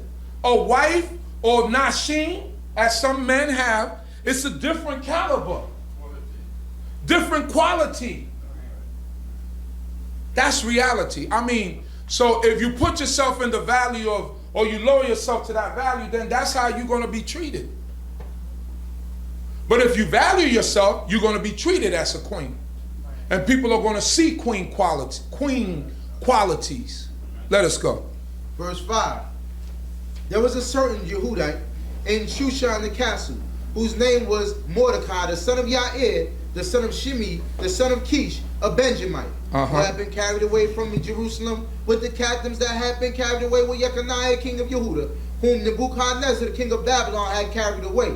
So now, when we see the word Jew here, right? And my brother said Yehudite, which is correct, because when you read it in the Hebrew, it says Yehudi, I believe. So what happens is, this is the southern kingdom of Israel was the last to go into captivity, right? So what happened is when we got taken into Babylon, Jeconiah got taken into Babylon. Everybody that lived in that region was known as Jews or Yehudi, right? So when they were taken, Benjamites, Levites, and Judites was known as Jews. Right. So that's why when you see it written in the history, it says Jews, and then it's speaking about a Benjamite, is because everybody from that southern kingdom was known as Judites or Jews. Right. Right? They fell under that category. Let us go, so that you won't be confused. And he brought, verse 7, he brought up Hadassah, that is Esther. That is Esther. His uncle's daughter, but she had neither father nor mother, and the maiden was a beautiful form and fair to look on. And when her father and her mother were dead, Mordecai took her for his own daughter. It says she was a beautiful form, man. Caucasians don't come like that. Form. They don't come like that. You see what you call black women, or what they call, what you want to say, Spanish or Puerto Rican or Dominican or whatever. They all you Israel. Right. You Israel. Right. You got that blood running in you, just that you got a little bit more of that Espanol sangre in your vein, but it don't matter. You still Israel. You Israel. And that's why you come and you shapely like it says Esther is. It said a goodly form. They don't come like that. They go get injections. They go get stuff boosted up. You come like that. You package like that. You come out the womb like, oh boy, I got to get my shotgun. You see your daughter start growing up, you be like, yeah, I got to get my shotgun and I got to get my guns ready because there's going to be a problem right here. Because we shape like that. That's how we come. That's how we look, right? So it says she was beautiful to look on, and he was raising her up. Now that was his cousin. That wasn't his niece. It wasn't his daughter. It was his cousin. It was his uncle's daughter, right? So he's raising her up as her daughter. He adopted her and took her as his own. Now we said, well, how could he have a cousin that's so young? Because I got cousins that I'm old enough to be their father. Because men didn't stop having babies, that's why. Women come to a time where they might stop because, you know, certain things happen to you and you can't bear babies no more. Men kept having babies. So that meant that men had most likely more than one. And they kept having babies. Or man could continue to have babies. My grandfather had, my grandfather has a set of kids that my mother could be their mother. She's old enough to be his second set of kids' mother. And they are all, most of them are younger than me. But they're my aunts and my uncles. So those cousins that they still having, they still having babies and that are 2 and 3 and 1 year old. Guess what they are to me? My cousins, but I'm old enough to be their father. Some of them old enough to be their grandparent. So goes and figures. You know, you figure that type of stuff. But if you sit down and try to bust your brain, how is that? You try to psychoanalyze the Tanakh, you get lost. Yeah, you get lost because these things were happening. Men were having babies at an old age. Let's go. Verse 8. So it came to pass when the king's commandment and his decree was published, and when many maidens were gathered together unto Shushan the castle, to the custody of Hegai, that Esther was taken into the king's house, to the custody of Hegai, keeper of the woman. And the maiden pleased him, and she obtained kindness of him, and he speedily gave her her ointments with her portions, and the 7 maidens who were meet to be given her out of the king's house. And he advanced her and her maidens to the best place in the house of the women. Esther had not made known her people nor her kindred, for Mordecai had charged her that she should not tell it. And Mordecai walked every day before the court of the women's house to know how Esther did and what would become of her. So Esther won favor in the house of the women, and she was elevated to the best position. As Israel, that's how we supposed to be. When we go to our places when we go to our places where we work, we're supposed to be those people that people look at and say, man, that's a righteous person. And people look at you and you're trustworthy. That's how Esther came across. She didn't come across as a nasty young daughter with an attitude or anything like that. She came across as a goodly person, right? So that she was elevated to the best position in the house. That's how we supposed to be. That's how when we come across people, people are supposed to look at us as a godly people, as a people that do that which is right all the time. Not that you at your job and you the person who steals the most, you taking stuff and then they got you on camera and found employees stealing, and then you get fired on a bad note. That's not how you're supposed to be. Get fired on your day off. Yeah, get fired on your day off. We supposed to keep up that righteousness at all times so that we could bring forth. You see, when people get to know an Israelite, they supposed to get to know a great good. A good person, not a bad person. They're supposed to be a blessing, like my brother said. When you come across people, you're supposed to be a blessing to them.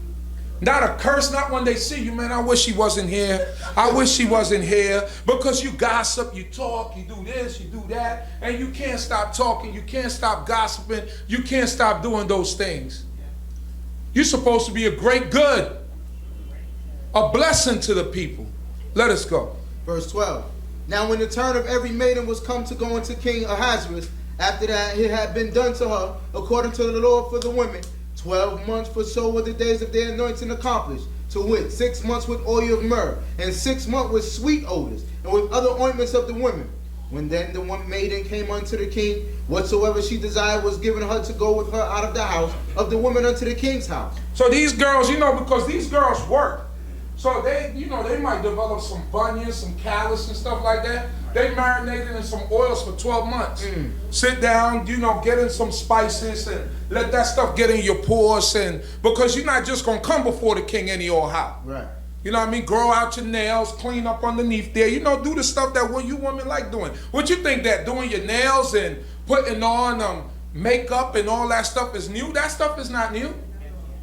It's been here. When you look back in Egypt, all the way back in Egypt, the women were wearing makeup and they was wearing weaves. Yes. I went to the Metropolitan Museum of History in the city, and they had a weave. They had a weave. I was like, they got a weave. They had weaves with, and they doing better than the sisters do today. They had gold in their weaves. Gold all in it. I said, oh goodness gracious. They was really doing it up. But you got to know history, and they put on makeup. So all these women were doing different things, right? They were sitting in spices, sitting in oils, doing all these things because it wasn't a rush thing for the king to go into a woman, because it wasn't about just going into a woman. And this is the thing that we got to understand. It was about finding a queen so that could sit next to him as a queen, and so that could be recognized as a queen, because for women, he had no lack of that. He had women. Let us go. In the evening she went, and on the morrow she returned into the second house of the women. Right, these are the women, all the women that came. They went in the evening to the king, and in the morning she returned them to the harem. Let's go. To the custody of Shaashgaz, the king's chamberlain, who kept the concubine. He kept the concubines. All right, let's go. She came in unto the king no more, except the king delighted in her, and she was called by name. Now these women that came in, they weren't free to go back out there. Right. These women was the king. These women belonged to the king. They weren't free. You wasn't going to, after she spent the night with the king, he kicks her out, and then another man could have her. It wasn't like that. It was not like that. You couldn't have something that the king already had. So she went into the house, into the harem, where all the women were, and that's where she stayed. Until the king desired her again, and he called her up and said, bring so and so and so back to me. Let us go. Now when the turn of Esther, the daughter of Abigail, the uncle of Mordecai, who had taken her for his daughter, was come to go into the king, she required nothing but what he got a king's chamberlain, the keeper of the woman, appointed. And Esther obtained favor in the sight of all them that looked upon her. So Esther was taken unto King Ahasuerus into his house, royal in the 10th month, which is the month Tevet, in the 7th year of his reign. And the king loved Esther above all the women, and she obtained grace and favor in his sight more than all the virgins, so that he set the royal crown upon her head and made her queen instead of Vashti. Oh man, great moment. Esther became queen of the whole Medo-Persian Empire. And she required nothing except what the chamberlain, the keeper of the house, gave her. That means that her beauty spoke for itself. Right. She didn't need to do all the other stuff. She didn't need to do all that other stuff. She was beautiful just by the way that she was made by God, just like most of our women are. Right. It's a good. It says that we don't age the way other people age. I went to redo my passport. Woman told me, she said, yeah. She looked at my old passport 10 years ago, and then she said, oh, you still look the same. I said, yeah, just a little bit of gray, you know what I mean? Just a little bit of gray. You know what I mean? Just a little extra gray, that's all. She was like, oh, you still look the same. You know, young girl telling me all that stuff. I mean, you just a little, you know, just a little. Try to act all bashful. Like Shy Brother from the Far Hop. Let's go. Verse 18. Then the king made a great feast unto all his princes and his servants, even Esther's feast. And he made a release to the provinces and gave gifts according to the bounty of the king. Oh man, he was happy again. Vashti is in the back of his mind, and now he got Esther. Esther made him happy, and now back to normal to the normal presentation. Let's go. And when the virgins were gathered together the second time, and Mordecai sat in the king's gate, Esther had not yet made known her kindred nor her people, as Mordecai had charged her. For Esther did the commandment of Mordecai like as when she was brought up with him. In those days while Mordecai sat in the king's gate, two of the king's chamberlains, Bigtan and Teresh, of those that kept the door, were rough, and sought to lay hands on the king Ahasuerus. And the thing became known to Mordecai, who told it unto Esther the queen. And Esther told the king thereof in Mordecai's name. And when inquisition was made of the matter, and it was found so to be, they were both hanged on a tree, and it was written in the book of the Chronicles before the king. So Mordecai told Esther not to tell her nationality, right? And she listened. That's when she was living in his house. Although she was queen of Persia, of that empire, she still listened to what her adopted father told her. So Mordecai, being one of the men, or one of the officers, some say that he was like a rabbi or something. That the book don't say that, but it says that he was a officer of high rank, and he was sitting by the gate, right? And he heard two men plotting to King Ahasuerus. But now, technically, Ahasuerus is his son-in-law. Right. Let's go. Chapter 3. After these things, did King Ahasuerus promote Haman, the son of Hammedatha the Agagite, and advanced him and set his seat above all the princes that were with him. So now, after all these things happen, he promotes this man, Haman, right, to be basically his right-hand man. Let us go. And all the king's servants that were in the king's gate bowed down and prostrated themselves before Haman. All the king's servants bowed down before Haman. Let's go. Let's see what. For the king had so commanded concerning him, but Mordecai bowed not down, nor prostrated himself before him. Mordecai said, I'm not bowing down before no man. I'm not bowing down before him. He refused to do it. Let's go. Then the king's servants that were in the king's gate said unto Mordecai, why transgressest thou the king's commandment? These are the people that we have in the midst of us sometimes. The gas masters, the people that go back and forth, that take messages. It was back then just like it is today, because you're going to see what they're going to do. Let's go. Now, Haman had no idea of what Mordecai was doing.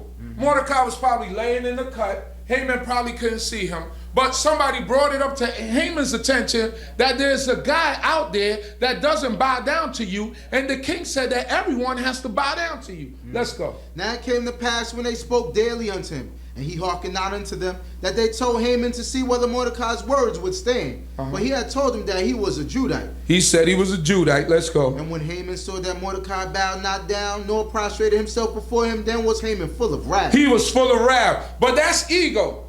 Right. That's ego. Because ego is what moves you to feel that way. Right? That someone has to bow down before you. Ego is what puts you in that position. Because if you got 99 people bowing down to you and one out of the 99 is not bowing down, one out of the 100 is not bowing down to you, and you got 99 bowing down, then what is your problem? Your ego is, and we're going to begin to see his ego more and more as the story develops. Let's go. But it seemed contemptible in his eyes to lay hands on Mordecai alone. It seemed too easy, right? It seemed just, it was, no, that's too easy. Let's go. But they had made known to him the people of Mordecai, wherefore Haman sought to destroy all the Judites that were throughout the whole kingdom of Ahasuerus, even the people of Mordecai. So because one man didn't bow down to you, you want to destroy all his people. That shows you the hatred of people and how people operate and what ego will do to you. Ego is not supposed to be the thing, our factor that goes before us. Humble, meek and humble is the way. That's how you're supposed to be. But this guy, obviously, he's never heard any of the wisdom of Solomon, and he doesn't care about the wisdom of Solomon. Let us go. In the first month, which is the month Aviv, in the 12th year of King Ahasuerus, they cast Pur, that is the lot, before Haman from day to day, and from month to month to the 12th month, which is the month Adar. And Haman said unto King Ahasuerus, there is a certain people scattered abroad and dispersed among the Now he's the right-hand man of the king, so he got the king's ear. Let's go. in all the provinces of thy kingdom, and their laws are diverse from those of every people. Neither keep they the king's laws. Therefore it profiteth not the king to suffer them. If it please the king, let it be written that they be destroyed. And I will pay 10,000 talents of silver into the hands of those that have the charge of the king's business to bring it into the king's treasuries. And the king took his ring from his hand and gave it unto Haman the son of Hammedatha the Agagite, the Hebrews' enemy. Man, the king don't know about it. He don't know what's going to. That's how you feel? Okay. You saying they against me? I trust you. Right? But his own ego and his own wickedness and the problem that he had with one man, one person, he wanted to take it out on the whole nation. So now the king gives him the signet ring and said, write whatever you got to write. Put my signet ring, my stamp on it, and it's good as gold. Let us go. And the king said unto Haman, the silver is given to thee, the people also, to do with them as it seemeth good to thee. Said, whatever seemeth good to thee, because you my right-hand man, and I trust you. Let's go. Then there were the king's scribes called in the first month on the 13th day thereof, and it was written according to all that Haman commanded unto the king's satraps and to the governors that were over every province, and to the princes of every people, to every province according to the writing thereof, and to every people after their language. In the name of King Ahasuerus was it written, and it was sealed with the king's ring. In the name of King Ahasuerus was it written, so it was an official letter. Let's go. And letters were sent by post into all the king's provinces, to destroy, to slay, and to cause to perish all Judites, both young and old, little children and women in one day, even upon the 13th day of the 12th month, which is the month Adar, and to take the spoil of them for a prey. The copy of the writing to be given out for a decree in every province was to be published unto all the peoples, that they should be ready against that day. The post went forth in haste by the king's commandment, and the decree was given out in Shushan the castle. And the king and Haman sat down to drink, but the city of Shushan was perplexed. Can you read about the royal road? Now, the royal road was very important in this time. And remember, I told you that Darius the king, or Darius was the one that revamped it and made it operational again. And this is what we read about the royal road. The royal road was an ancient highway, reorganized and rebuilt by the Persian king Darius, the great Darius I, of the first Achaemenid Persian Empire in the 5th century BC. Darius built the road to facilitate rapid communication throughout his very large empire, from Susa to Sardis. Mounted couriers could travel 1,677 miles in 7 days. The journey from Susa to Sardis took 90 days on foot. 90 days on foot. The Greek historian Herodotus wrote, "There was nothing in the world that travels faster than these Persian couriers."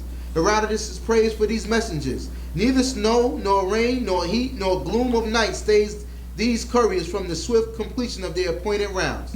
Was inscribed on the James Farley Post Office in New York, and is sometimes thought of as the United States Postal Service creed. Right, so you know the United States Postal Service creed is, through rain, sleet, or snow, we still deliver.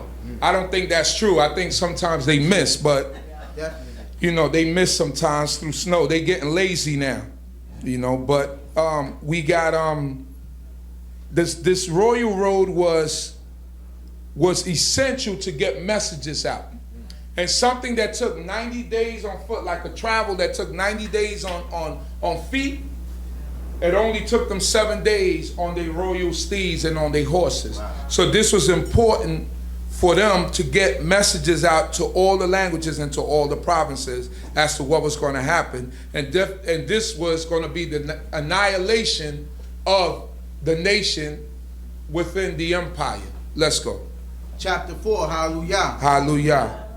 Now when Mordecai knew all that was done, Mordecai rent his clothes and put on sackcloth with ashes, and went out into the midst of the city and cried with a loud and bitter cry. And he came even before the king's gate, for none might enter into the king's gate clothed with sackcloth.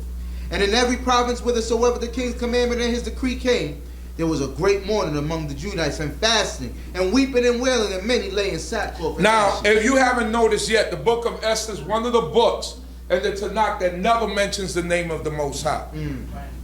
But putting on sackcloth and mourning and fasting is definitely a godly move, because that's the way that we attract attention to the Creator.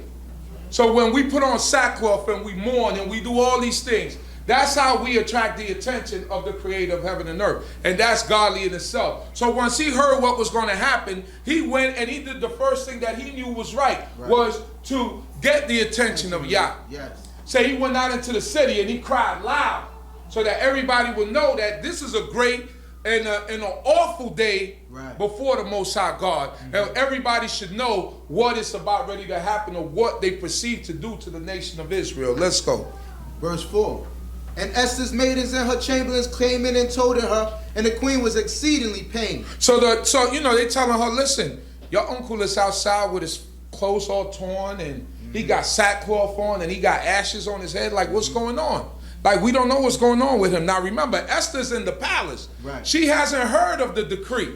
She doesn't know what's happening because the decree went out. It doesn't affect the people in the palace. So she's not understanding why he's walking around in that manner. Let's go. And she sent raiment to clothe Mordecai, and to take his sackcloth from off him, but he accepted it not. He accepted it now. She sent him some fresh new clothes, and he said, no, I don't want that. Let's go. Then called Esther for Hatat, one of the king's chamberlains, whom he had appointed to attend upon her, and charged him to go to Mordecai to know what this was and why it was. So Hatak went forth to Mordecai into the broad place of the city, which was before the king's gate. And Mordecai told him of all that had happened unto him, and the exact sum of the money that Haman had promised to pay to the king's treasuries for the Judites to destroy them. Also he gave them a copy. He gave him the copy of the writing of the decree that was given out in Shushan to destroy them, to show it unto Esther, and to declare it unto her, and to charge her that she should go in unto the king to make supplication unto him, to make request before him for her people. So here it is. Now these guys that work around the queen and the women, these guys are eunuchs. You don't have no guy operating properly working around your women. That the kings didn't do that back then. They were smart enough to know we got enough eunuchs here, and they're gonna protect the women because they not operating like normal men operate. Right. You know, so you don't keep regular men around your women because some things is gonna happen, right? And you don't want that to happen. So this man that is being sent forth to Mordecai, he is a eunuch and he's getting all the information, and now Esther is going to know what's happening and why Mordecai is acting the way that he's acting. Let us go. And Hatak came and told Esther the words of Mordecai. Then Esther spoke unto Hatak and gave him a message unto Mordecai. All the king's servants and the people of the king's provinces do know that whosoever, whether man or woman, shall come unto the king into the inner court, who is not called, there is one law for him, that he be put to death. Except such to whom the king shall hold out the golden scepter, that he may live. But I have not been called to come in unto the king these 30 days. She hasn't been before the king 30 days. Imagine not being around your husband for 30 days. The complaints that a man will get. Oh, and she was the queen, but he had to take and he had to mind the affairs of a whole empire. So the whole empire was under his care. So her concern is, listen, I get what Mordecai is saying, but I just can't pop up in front of the king. Right. Because if I pop up in front of him and he don't hold down that scepter, then it's off of my head. Because that's the rules of the Persians. So she's concerned about her safety and what might happen to her. But let's see what the history says. And they told to Mordecai Esther's words. Then Mordecai bade them return and sent to Esther. Think not with thyself that thou shalt escape in the king's house, more than all the Judites. For if thou altogether holdest thy peace at this time, then will relief and deliverance arise to the Judites from another place. But thou and thy father's house will perish.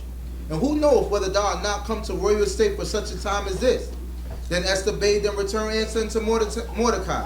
Go, gather together all the Judites that are present in Shushan, and fast ye for me, and neither eat nor drink 3 days, night or day. I also and my maidens will fast in like manner, and so will I go in unto the king, which is not according to the law. And if I perish, I perish. So Mordecai told her, listen, you're thinking too selfishly.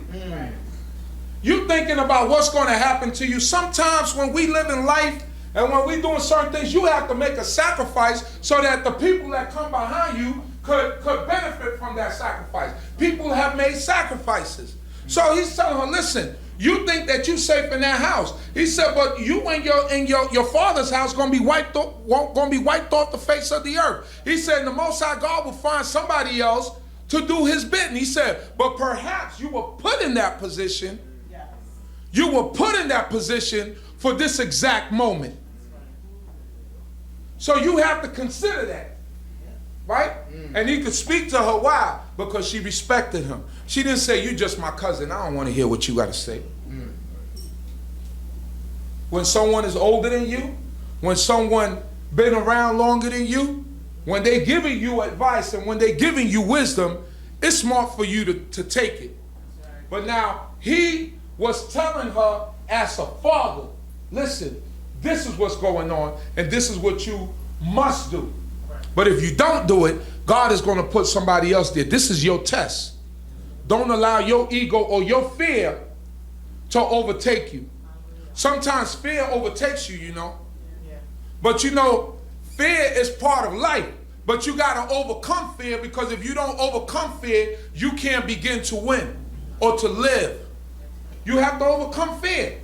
What do you think people who make decisions to go out and somebody who bought a building or did something, You might be scared of, oh, I'm going to pay the bills. How am I going to do this? But if you never do it, you will never know if you can manage it or not.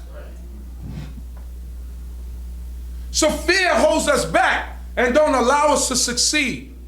God didn't make us a fear. God said fear him, but he don't say fear life. Now, I'm not telling you to do stuff, get on bungee jump. I'm not telling you to do all that stuff. You seen the guy that was bungee jumping in the cruise liner the other day, and the thing snapped, and he fell like 20 feet. I'm not telling you to do that, but I'm talking about in life, you can't be afraid to take chances. Because when you take chances, that's when you realize that whether or not you got the testicular fortitude to move forward and to do certain things. That's why some people are more successful than others, because they're not afraid of failure. Failure is part of life too. So you might go into something and you might fail the first time, but when you go into it the second time, you're going with more knowledge and understanding of what not to do and what to do. Yeah. You go into something, into a business or something like that, if you got doubt in your mind, you might as well stay out of it. You can't have doubt. Everybody who's become successful in life is the level of confidence that they have and a lack of fear that causes you to get to the position, because you got to grab the opportunity while it's there. Because if you hesitate, in Spanish we have this saying, el que parpadea pierde. That means the one who hesitates loses, right? If you hesitate, you lose. You can't hesitate. You got to grab it when it's there for you to take it. So you can't be afraid to succeed. Success is determined by how hard you go and you pursue something. So if you think you're wasting your life and you know there's something that you know how to do, pursue it. Don't waste your life. Pursue it and go after it. Don't be satisfied with just whatever, whatever you position you put yourself in, right? But go and pursue and grab your goals. And if you go and pursue it, then God will bless you. Let us go. So Mordecai went his way and did according to all that Esther had commanded him. Chapter 5. Now it came to pass on the third day that Esther put on her royal apparel and stood in the inner court of the king's house, over against the king's house. And the king sat upon his royal throne in the royal house, over against the entrance of the house. And it was so, when the king saw Esther the queen standing in the court, that she obtained favor in his sight. And the king held out to Esther the golden scepter that was in his hand. So she overcame her fear. She was afraid of dying. But when she came there, she lit up the king's, oh man, there go my baby. Moving on down the line. Oh man, she looking beautiful. She got that red dress, she got them high heels, and some of that sweet perfume. Sure look good on you. Yeah, my. Sure look good tonight, Esther. So when she came down, he taking care of affairs. He see his baby, you think he want her to die? Now hold that scepter out. What you want, baby? What's going on? Everything good? Let's go. So Esther drew near and touched the top of the scepter. Ah, man, she bowed down, touched the top of the scepter, and she went through the whole thing. Let's go. Then said the king unto her, what wilt thou, Queen Esther? What wilt thou? Now listen to his game. Let's go. For whatever thou request. Well, whatever you want, baby. What you want? Even to half of the kingdom. Even to half of my kingdom. You want, how many provinces you want? You want 60-something provinces? It shall be given thee. It shall be given to you, baby. Let's go. And Esther said, if it seem good unto the king. He said, if it seem good to you, king, because I know you're taking care of your affairs, and I kind of came abruptly into the middle of what you were doing. I'm adding, let's go. Let the king and Haman come this day unto the banquet that I have prepared for So let you and your right-hand man come to the banquet that I prepared for you, Ish. Let's go. Then the king said, cause Haman to make haste, that it may be done as Esther hath said. Let's go. So the king and Haman came to the banquet that Esther had prepared. And the king said unto Esther at the banquet of wine, whatever thou wine prepared. Again, remember, they drink wine. We understand that from them. Let's go. whatever thy petition, it shall be granted thee. And whatever thy request, even to half of the kingdom, it shall be performed. He said, man, Esther made him so happy. He said, whatever your petition is, it shall be granted to you, Esther.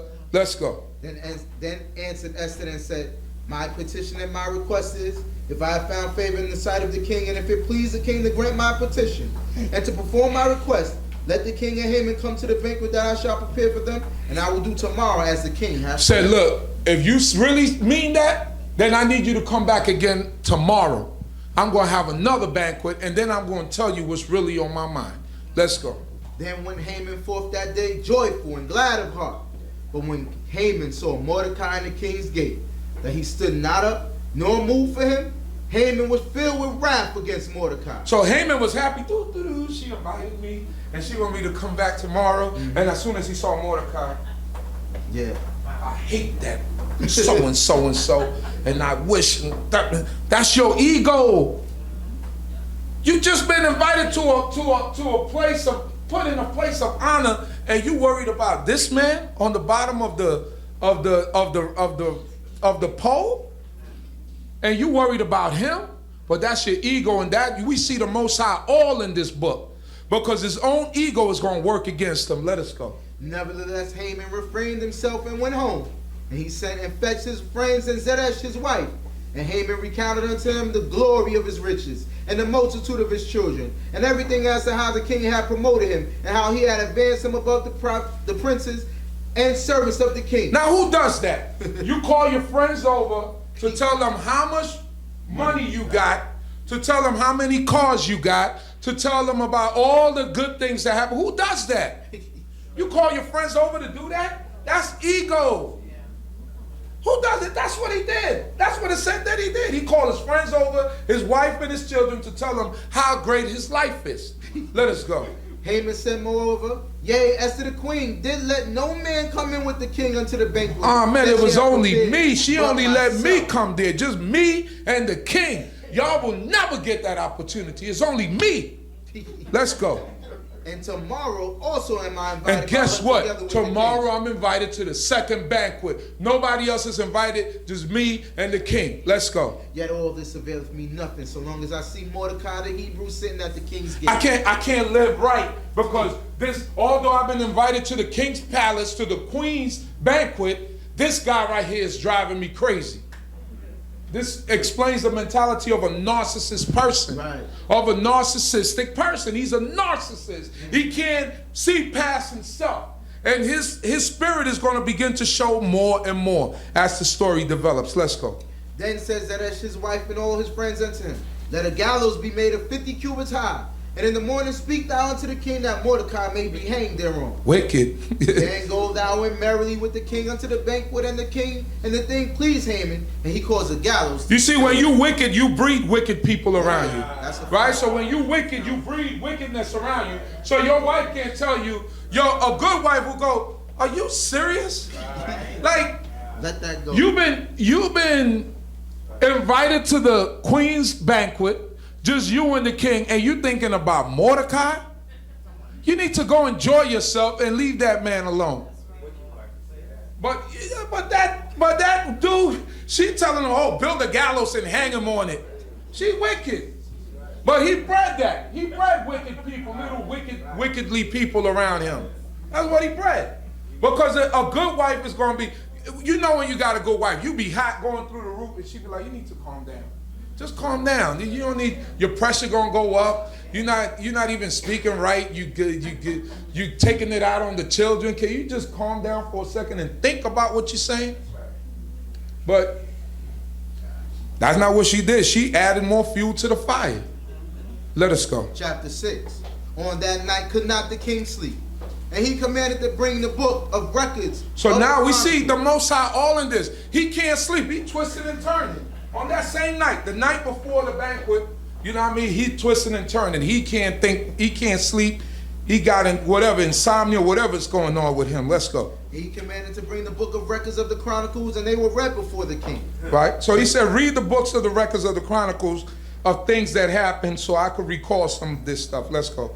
And it was found written that Mordecai had told of Bigdana and Teresh 2 of the king's chamberlains of those that kept the door, who had sought to lay hands on the king. Remember earlier that there was some people that sought his life? So he read that and it was like, oh, okay, let's go. And the king said, what honor and dignity have been done to Mordecai for this? So yeah, what has been done for Mordecai for saving my life? Let's go. Then said the king's servants that ministered unto him, there was nothing done for him. So now we begin to see the hand of the Most High God working through this history, right? Although his name is not mentioned, we see him in this. Right. Let us go. And the king said, who is in the court? Now Haman was come into the outer court of the king's house to speak unto the king to hang Mordecai on the gallows that he had prepared for him. So yeah, he coming to tell the king, yeah, I want to hang Mordecai. But let's see what happens. And the king's servant said unto him, behold, Haman standeth in the court. Right. And the king said, let him come in. The king told him, he told the servant, tell Haman, I said, come in to me. Let's go. So Haman came in, and the king said unto him, what shall be done unto the man whom the king delighteth to honor? Right. Now Haman said in his heart, whom would the king delight to honor besides A myself? narcissist. Who else would he want to honor but me?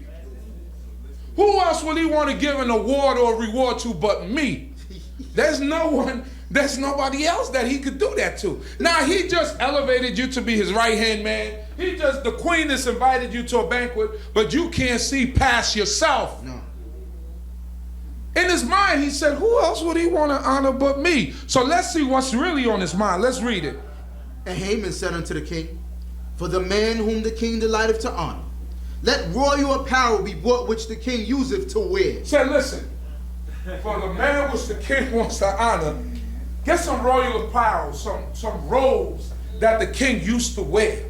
Some beautiful robes. Let's go. And the horse that the king rideth upon. One of the king's horses. Let's go. And on whose head a crown royal was set. Listen, put a crown royal on this person. Let's go. And let the apparel and the horse be delivered to the hand of one of the king's most noble princes. Give it to one of the king's most noble princes. That they may array the man therewith whom the king delights This to prince honor. has to put all this stuff on this person. Put on the robe, put on the crown, and do all this stuff. Dress the person up. Let's go. And cause him to ride on horseback through the street of the city, and proclaim before him, thus shall it be to the man whom the king delighteth to honor. Thus shall it be to the man who the king delighteth to honor.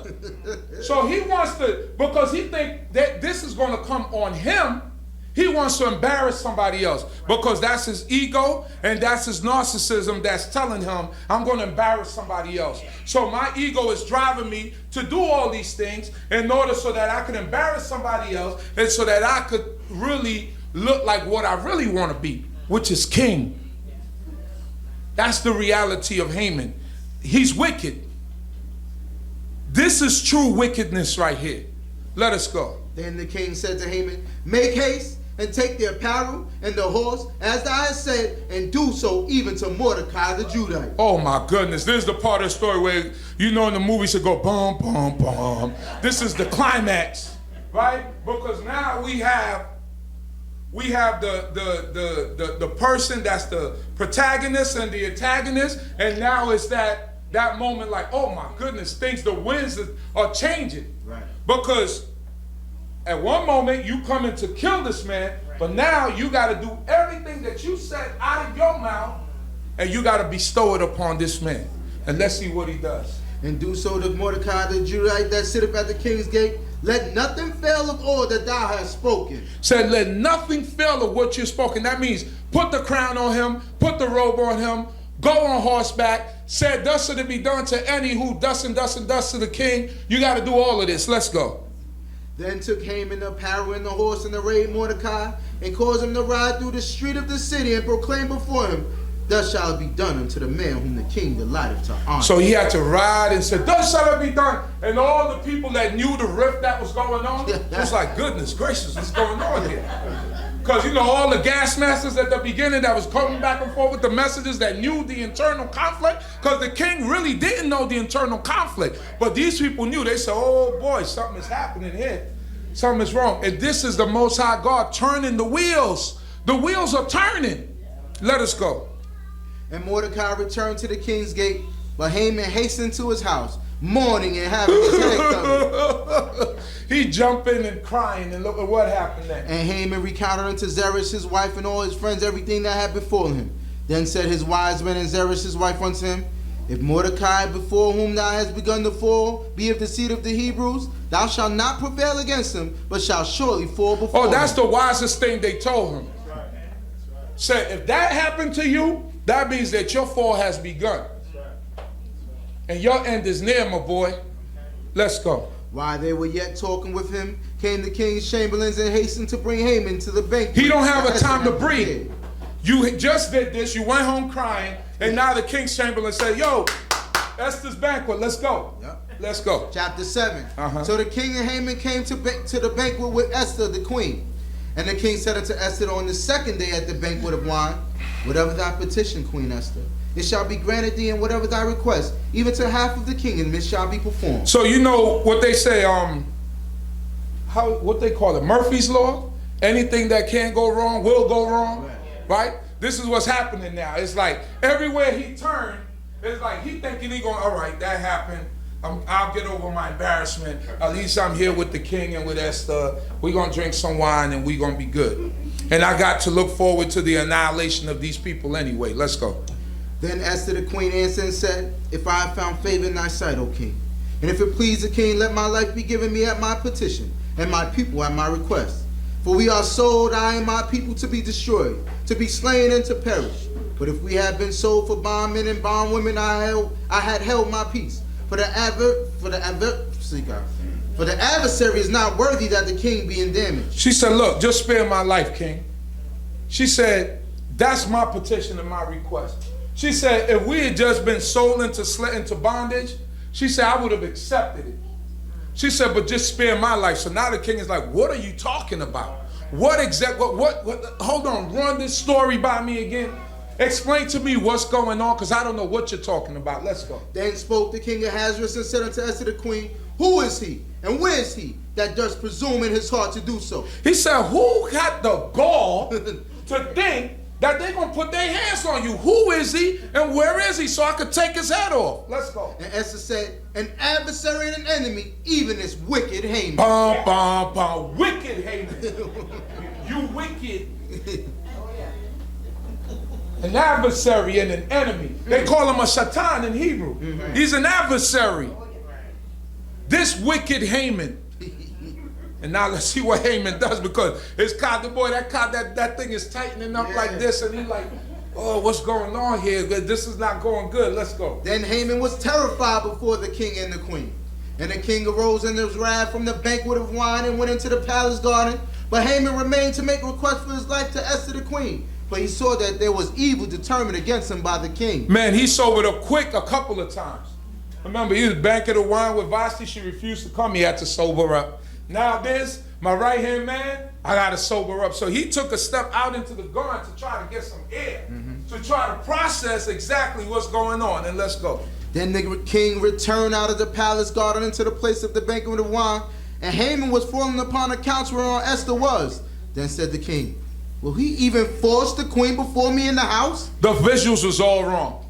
He stepped out, and Esther's sitting by the couch, and Haman is by her, oh, good, please, Esther, please. And he see the visuals, he said, hold on. First you want to kill her, and now you want to force yourself on her. You know, the Most High God bring these thoughts to you. Now you want to force yourself on her? What do they say next? As the word went out of the king's mouth, they covered Haman's face. Oh man, they just like when you go into when they're about ready to behead you, back in the days in England, they'll put a bag over your head. Shame. No, my boy, you just stay quiet. Shut up. Let us put this bag over your head. Yeah, that's what they used to do. Football teams back in the days, when the team was really bad, the fans used to come out with bags over their heads, brown bags, with the eyes cut out in the nose to show that they was ashamed of the team. So now we ashamed of you, Haman. Let's put this bag over your head because you messed up, my boy. You know, like my man Bill Duke said in Menace to Society. You know you done messed up, right? You know you done messed up. Let's go. Then said Harbona, one of the chamberlains that were before the king, behold, also the gallows 50 cubits high, which Haman had made for Mordecai, who spoke good for the king, standeth in the house of Haman. And the king said, hang him thereon. So they hanged Haman on the gallows that he had prepared for Mordecai. Then was the king's wrath assuaged. Then the king was easy. They hung him because the wickedness that he sought to do to Israel came back on him. So what we understand is that we have to put our trust in the Creator. And when we put our trust in the Creator, you see, Esther was hesitant as to go in and to make her petition and to do what she had to do. But you have to make that sacrifice. You have to make that sacrifice. You have to put forth that effort. And this is what Esther showed in the sight of all the people. And in the sight of adversity, she showed herself to be strong. So it shows that our women play an integral part in our history. And Esther was a very important part of our history. Let us go. Chapter 8. On that day did the king Ahasuerus give the house of Haman the Judite enemy unto Esther the queen. And Mordecai came before the king, for Esther had told what he was unto her. And the king took off his ring which he had taken from Haman and gave it unto Mordecai. And Esther set Mordecai over the house of Haman. So now he's the right-hand man of the king. Let's go. And Esther spoke yet again before the king and fell down at his feet and besought him with tears to put away the mischief of Haman, the Agagite, and his device that he had devised against the Judites. Then the king held out to Esther the golden scepter. So Esther arose and stood before the king. She used to this thing now, running before the king. Let's go. And she said, if it please the king, and if I have found favor in his sight, and the thing seem right before the king, and I be pleasing in his eyes, let it be written to reverse the letters devised by Haman, the son of Hammedatha the Agagite, which he wrote to destroy the Judites that are in all the king's provinces. For how can I endure to see the evil that shall come into my people? Or how can I endure to see the destruction of my So children? she's making a petition to reverse that edict that was made about destroying the children of Israel. Let us go. Then the king Ahasuerus said unto Esther the queen and to Mordecai the Hebrew, behold, I have given Esther the house of Haman, and him that they hate, and him they have hanged upon the gallows, because he laid his hand upon the Judites. Write ye also concerning the Judites as it liketh you, in the king's name, and seal it with the king's ring. For the writing which is written in the king's name and sealed with the king's ring may no man reverse. Then were the king's scribes called at that time in the 3rd month, which is the month Siwan, on the 23rd day thereof. And it was written according to all that Mordecai commanded concerning the Judites, even to the satraps and the governors and the princes of the provinces, which are from India unto Ethiopia, 127 provinces unto every province according to the writing thereof, and unto every people after their language, according to the Judites, according to their writing, and according to their language. So what basically the king told her is, look, whatever was sealed with the king's ring is law. Right.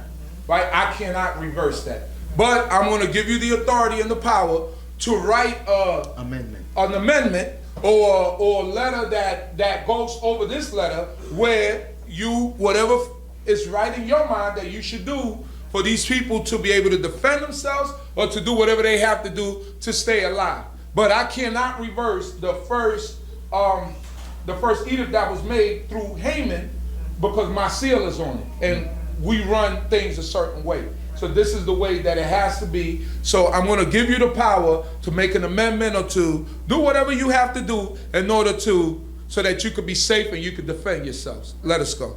And they wrote in the name of the king Ahasuerus and sealed it with the king's ring, and sent letters by post on horseback riding on swift steeds that were used in the king's service, bred of the stud, that the king had granted the Judites that were in every city to gather themselves together and to stand for their life, to destroy and to slay, and to cause to perish all the forces of the people and province that would assault them, their little ones and women, and to take the spoil of them for a prey, upon one day in all the provinces of King Ahasuerus, namely upon the 13th day of the 12th month, which is the month Adar. On the 13th day of the 12th month, which is the month Adar, that all the people have a right to defend themselves, all the children of Israel. You have a right to pick up weapons and defend yourself against anyone that comes for your head, because there's a bounty on the Israelite head. You know that. Right. And if somebody brings the Israelite head back, they're going to collect on that bounty. That's right. But now the Israelites have an opportunity to defend themselves. Let us go. The copy of the writing to be given out for decree in every province was to be published unto all the peoples, and that the Judites should be ready against that day to avenge themselves on their enemies. So the post that rode upon swift steeds that were used in the king's service went out, being hastened and pressed on by the king's commandment, and the decree was given out in Shushan. So this is why the royal road was important, because this stuff could get out in 7 days, when it was supposed to be a 3-month journey on foot, rather than it be a 3-month journey on foot, 90 days. It was basically a 7-day journey, and then that's on the royal road. But then all the neighboring cities and everything, you had to give it a chance to spread, right? So this was on the 3rd month. It was supposed to be on the 12th month when the execution of the Israelites is supposed to be. So you have to give it enough time so that the message could circulate to Israel, and so that all the Israelites will know that, listen, you have a right to defend yourselves. Let us go. And Mordecai went forth from the presence of the king in the royal apparel of blue and white, and with a great crown of gold, and with a robe of fine linen and purple, in the city of Shushan shouted and was glad. The Judites had light and gladness and joy and honor. And in every province and in every city, whithersoever the king's commandment had his decree came, the Judites had gladness and joy, a feast and a good day. And many from among the peoples of the land became Judites, for the fear of the Judites was fallen upon. You hear that? So many became Israelites. They said, we're going to do what y'all do because y'all got favor with God. So that's how you got Persian Jews today. Right. You got Persian Jews because during that time we was in there. Some of us stayed there, but a lot of the people converted, and they still there, observing the law, statutes, and commandments. Let us go. So wherever we go, we're supposed to be a positive influence, A light to the nations. a light to the nations. Let us go. Chapter 9. Now in the 12th month, which is the month Adar, on the 13th day of the same, when the king's commandment and his decree drew near to be put in execution, in the day that the enemies of the Judites hoped to have rule over them, whereas it was turned to the contrary, that the Hebrews had rule over them that hated them, the Judites gathered themselves together in their cities throughout all the provinces of the king Ahasuerus, to lay hand on such as sought their hurt, and no man could withstand them. For the fear of them was fallen upon all the peoples, and all the princes of the provinces, and the satraps, and the governors, and they that did the king's business helped the Judites, because the fear of Mordecai was fallen upon them. The fear of Mordecai was running things now. So people helped the Israelites in order so that they would have the victory, because people was going to collect on them heads. I'm telling people, I got a couple of neighbors over here. Let me see, about 10 of them in that house. I got them. But people reinforced themselves. They came together and they defended themselves. Let's go. For Mordecai was great in the king's house, and his fame went forth throughout all the provinces. For the man Mordecai waxed greater and greater. And the Judites smote all their enemies with the stroke of the sword, and with slaughter and destruction, and did what they would unto them that hated them. And in Shushan the castle the Judites slew and destroyed 500 men, and Parshandata, and Dalphon, and Aspata, and Parata, and Adalia, and Aridata, and Parmashta, and Arisa, and Arida, and Vasata, the 10 sons of Haman, the sons of Hamidata, the Hebrews' enemies slew they, but on the spoil they laid not their hand. So right here it says the name Mordecai, right? What is the meaning of his name? I think you got it over there. Let me see. Of Marduk or something like that. I think that's his name. Mordecai. Should be right at the top. One of the names at the top, right? Mordecai, little man, mannequin of Merodach, dedicated to Mars, crushed by rebellion and contrition. Right, so dedicated. So this is in Persian history.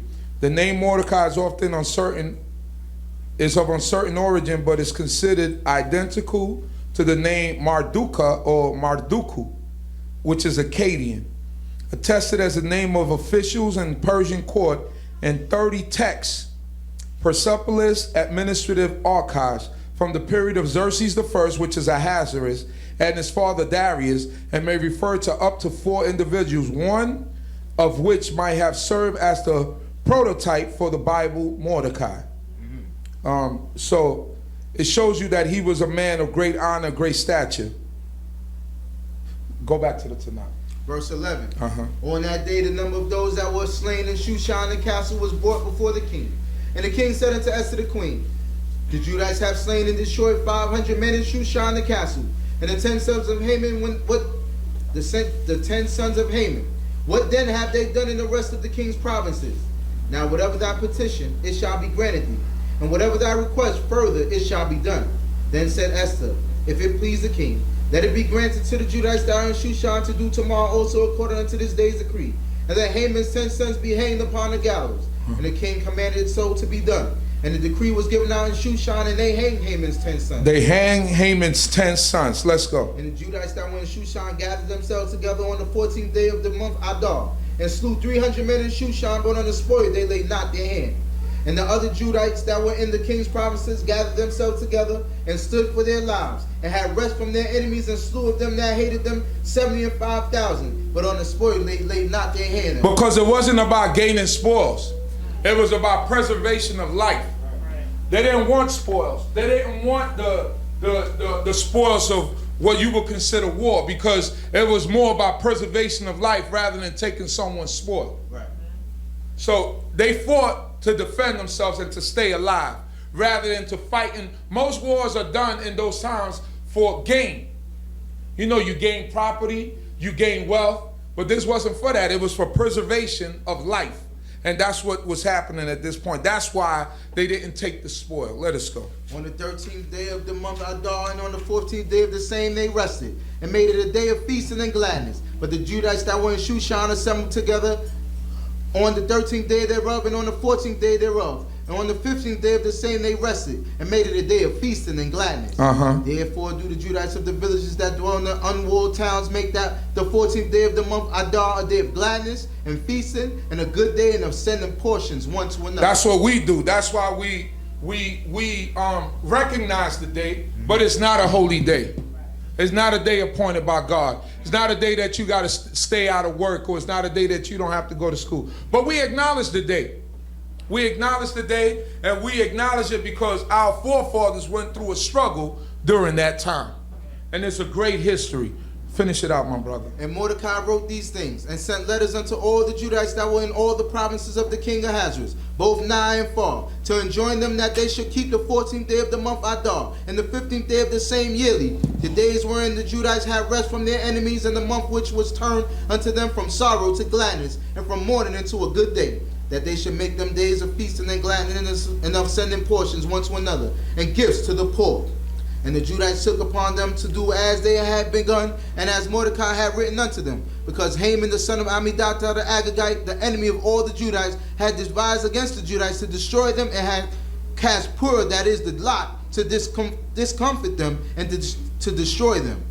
So that's where the name for the day comes from. Purim, Pur, from the lot, like casting the lots to see where it will fall on Israel and what day Israel was supposed to be destroyed. So a day that was supposed to be a great day of destruction for us became a day of happiness and joy. And that's why we celebrate it. Read on. But when she came before the king, he commanded by letters that his wicked device, which he had devised against the Judites, should be returned upon his own head, and that he and his son should be hanged on the gallows. Now go to chapter 10, because this is just recalling the Chapter 10. Right, finish. And it. the king Ahasuerus laid a tribute upon the land and upon the isles of the sea, and all the acts of his power, of his might, and the full account of the greatness of Mordecai, how the king advanced him. Are they not written in the book of the chronicles of the kings of the Media and Persia? For Mordecai the Hebrew was next unto King Ahasuerus, and great among the Judites, and accepted of the multitude of his brethren, seeking the good of his people, and speaking peace to all his seed. Hallelujah. Hallelujah. So some of the history is preserved, like we see that Mordecai's name is preserved. But what happened in later in history is that there was a war between and if you got I think I got the notes up there from last year, and if not, I'm gonna put it on the description later. But there was a war that the Greeks had with the Persians, right, with Ahasuerus. And that's where the whole story of the 300, you ever see the movie 300? Yeah. So this is the king of Persia that actually Xerxes or Ahasuerus was actually that king, right? But they have him looking like a freak in the movie. You know, bald head, looking like a weirdo with eyeliner.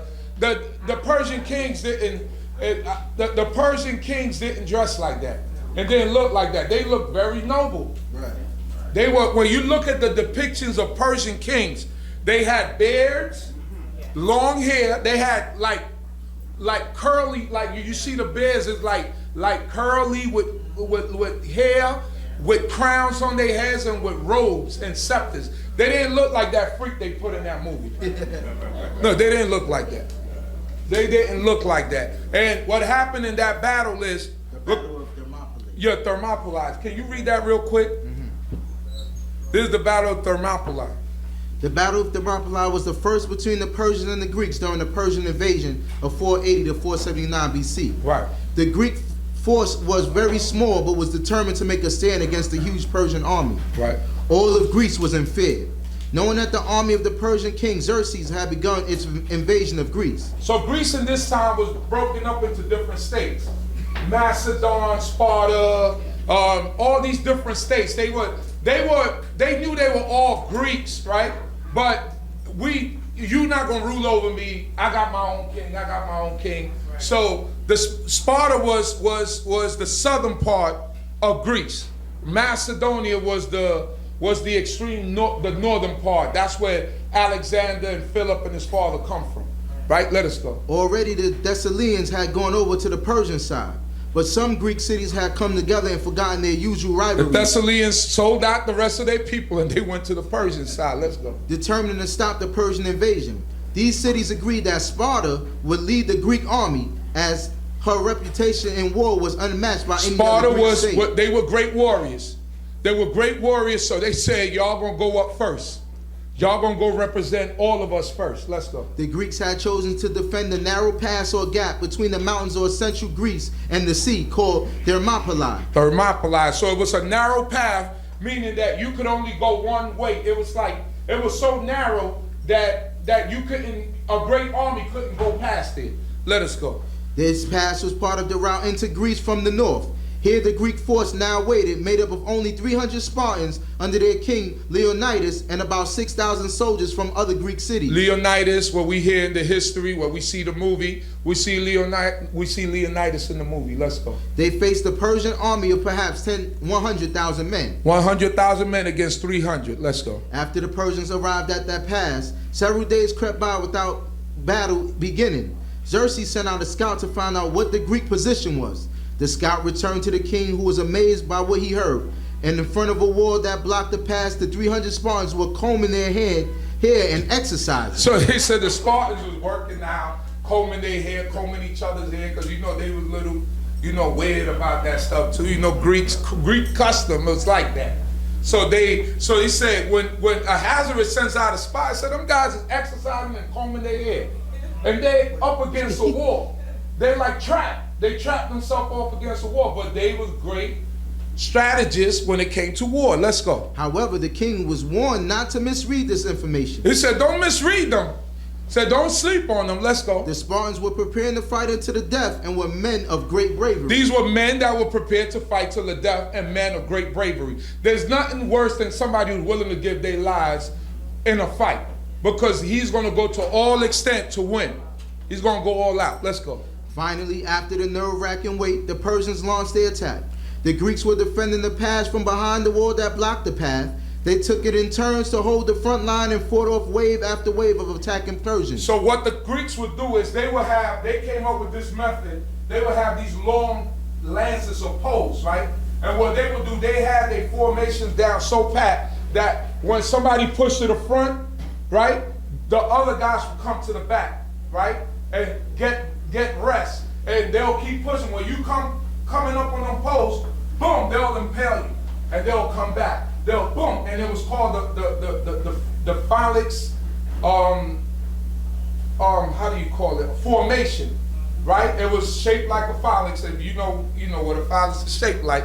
That was their formation. That's where the strategy of war came from. Let's go. In the narrow space, the Persians could not make use of their greater numbers, and the longer spears of the Greeks meant that they inflicted many casualties on the Persians. So you trying to get close to them, but you can't. You got to get past those poles, right? And you couldn't touch them. You couldn't touch them. And when the valley of spears or whatever of arrows came, they had a formation for that. They covered them, just like in the movies. They cover themselves, they'll get back up, and all that exercise wasn't for nothing. That exercise was so that they could stay in shape and they could carry out these exercises of war. Let's go. The Spartans also used a clever strategy to further overwhelm their enemy. They pretended to retreat so that the Persians chased after them, but would then turn upon the Persians and in the confusion kill many of the enemy. So there was like a football line. You see how all them guys move? Just from signals? So they'll retreat like they running away, and then they'll stop on a dime and you run right into their spears. Right into those poles. Let's go. In this way, 2 days of battle passed. While with the Persians unable to defeat the much smaller armies of Greeks, the Persians had lost many men, but their luck was about to change. The Persians lost many men to 300. So it's not in the, how they say, it says not on the in the size of the dog in the fight, but it's the size of the fight in the dog. So then you be a little dog and you feel, you see, man, this guy gonna beat him because he bigger, and the guy knock him out. That little dog tear him up. Let's go.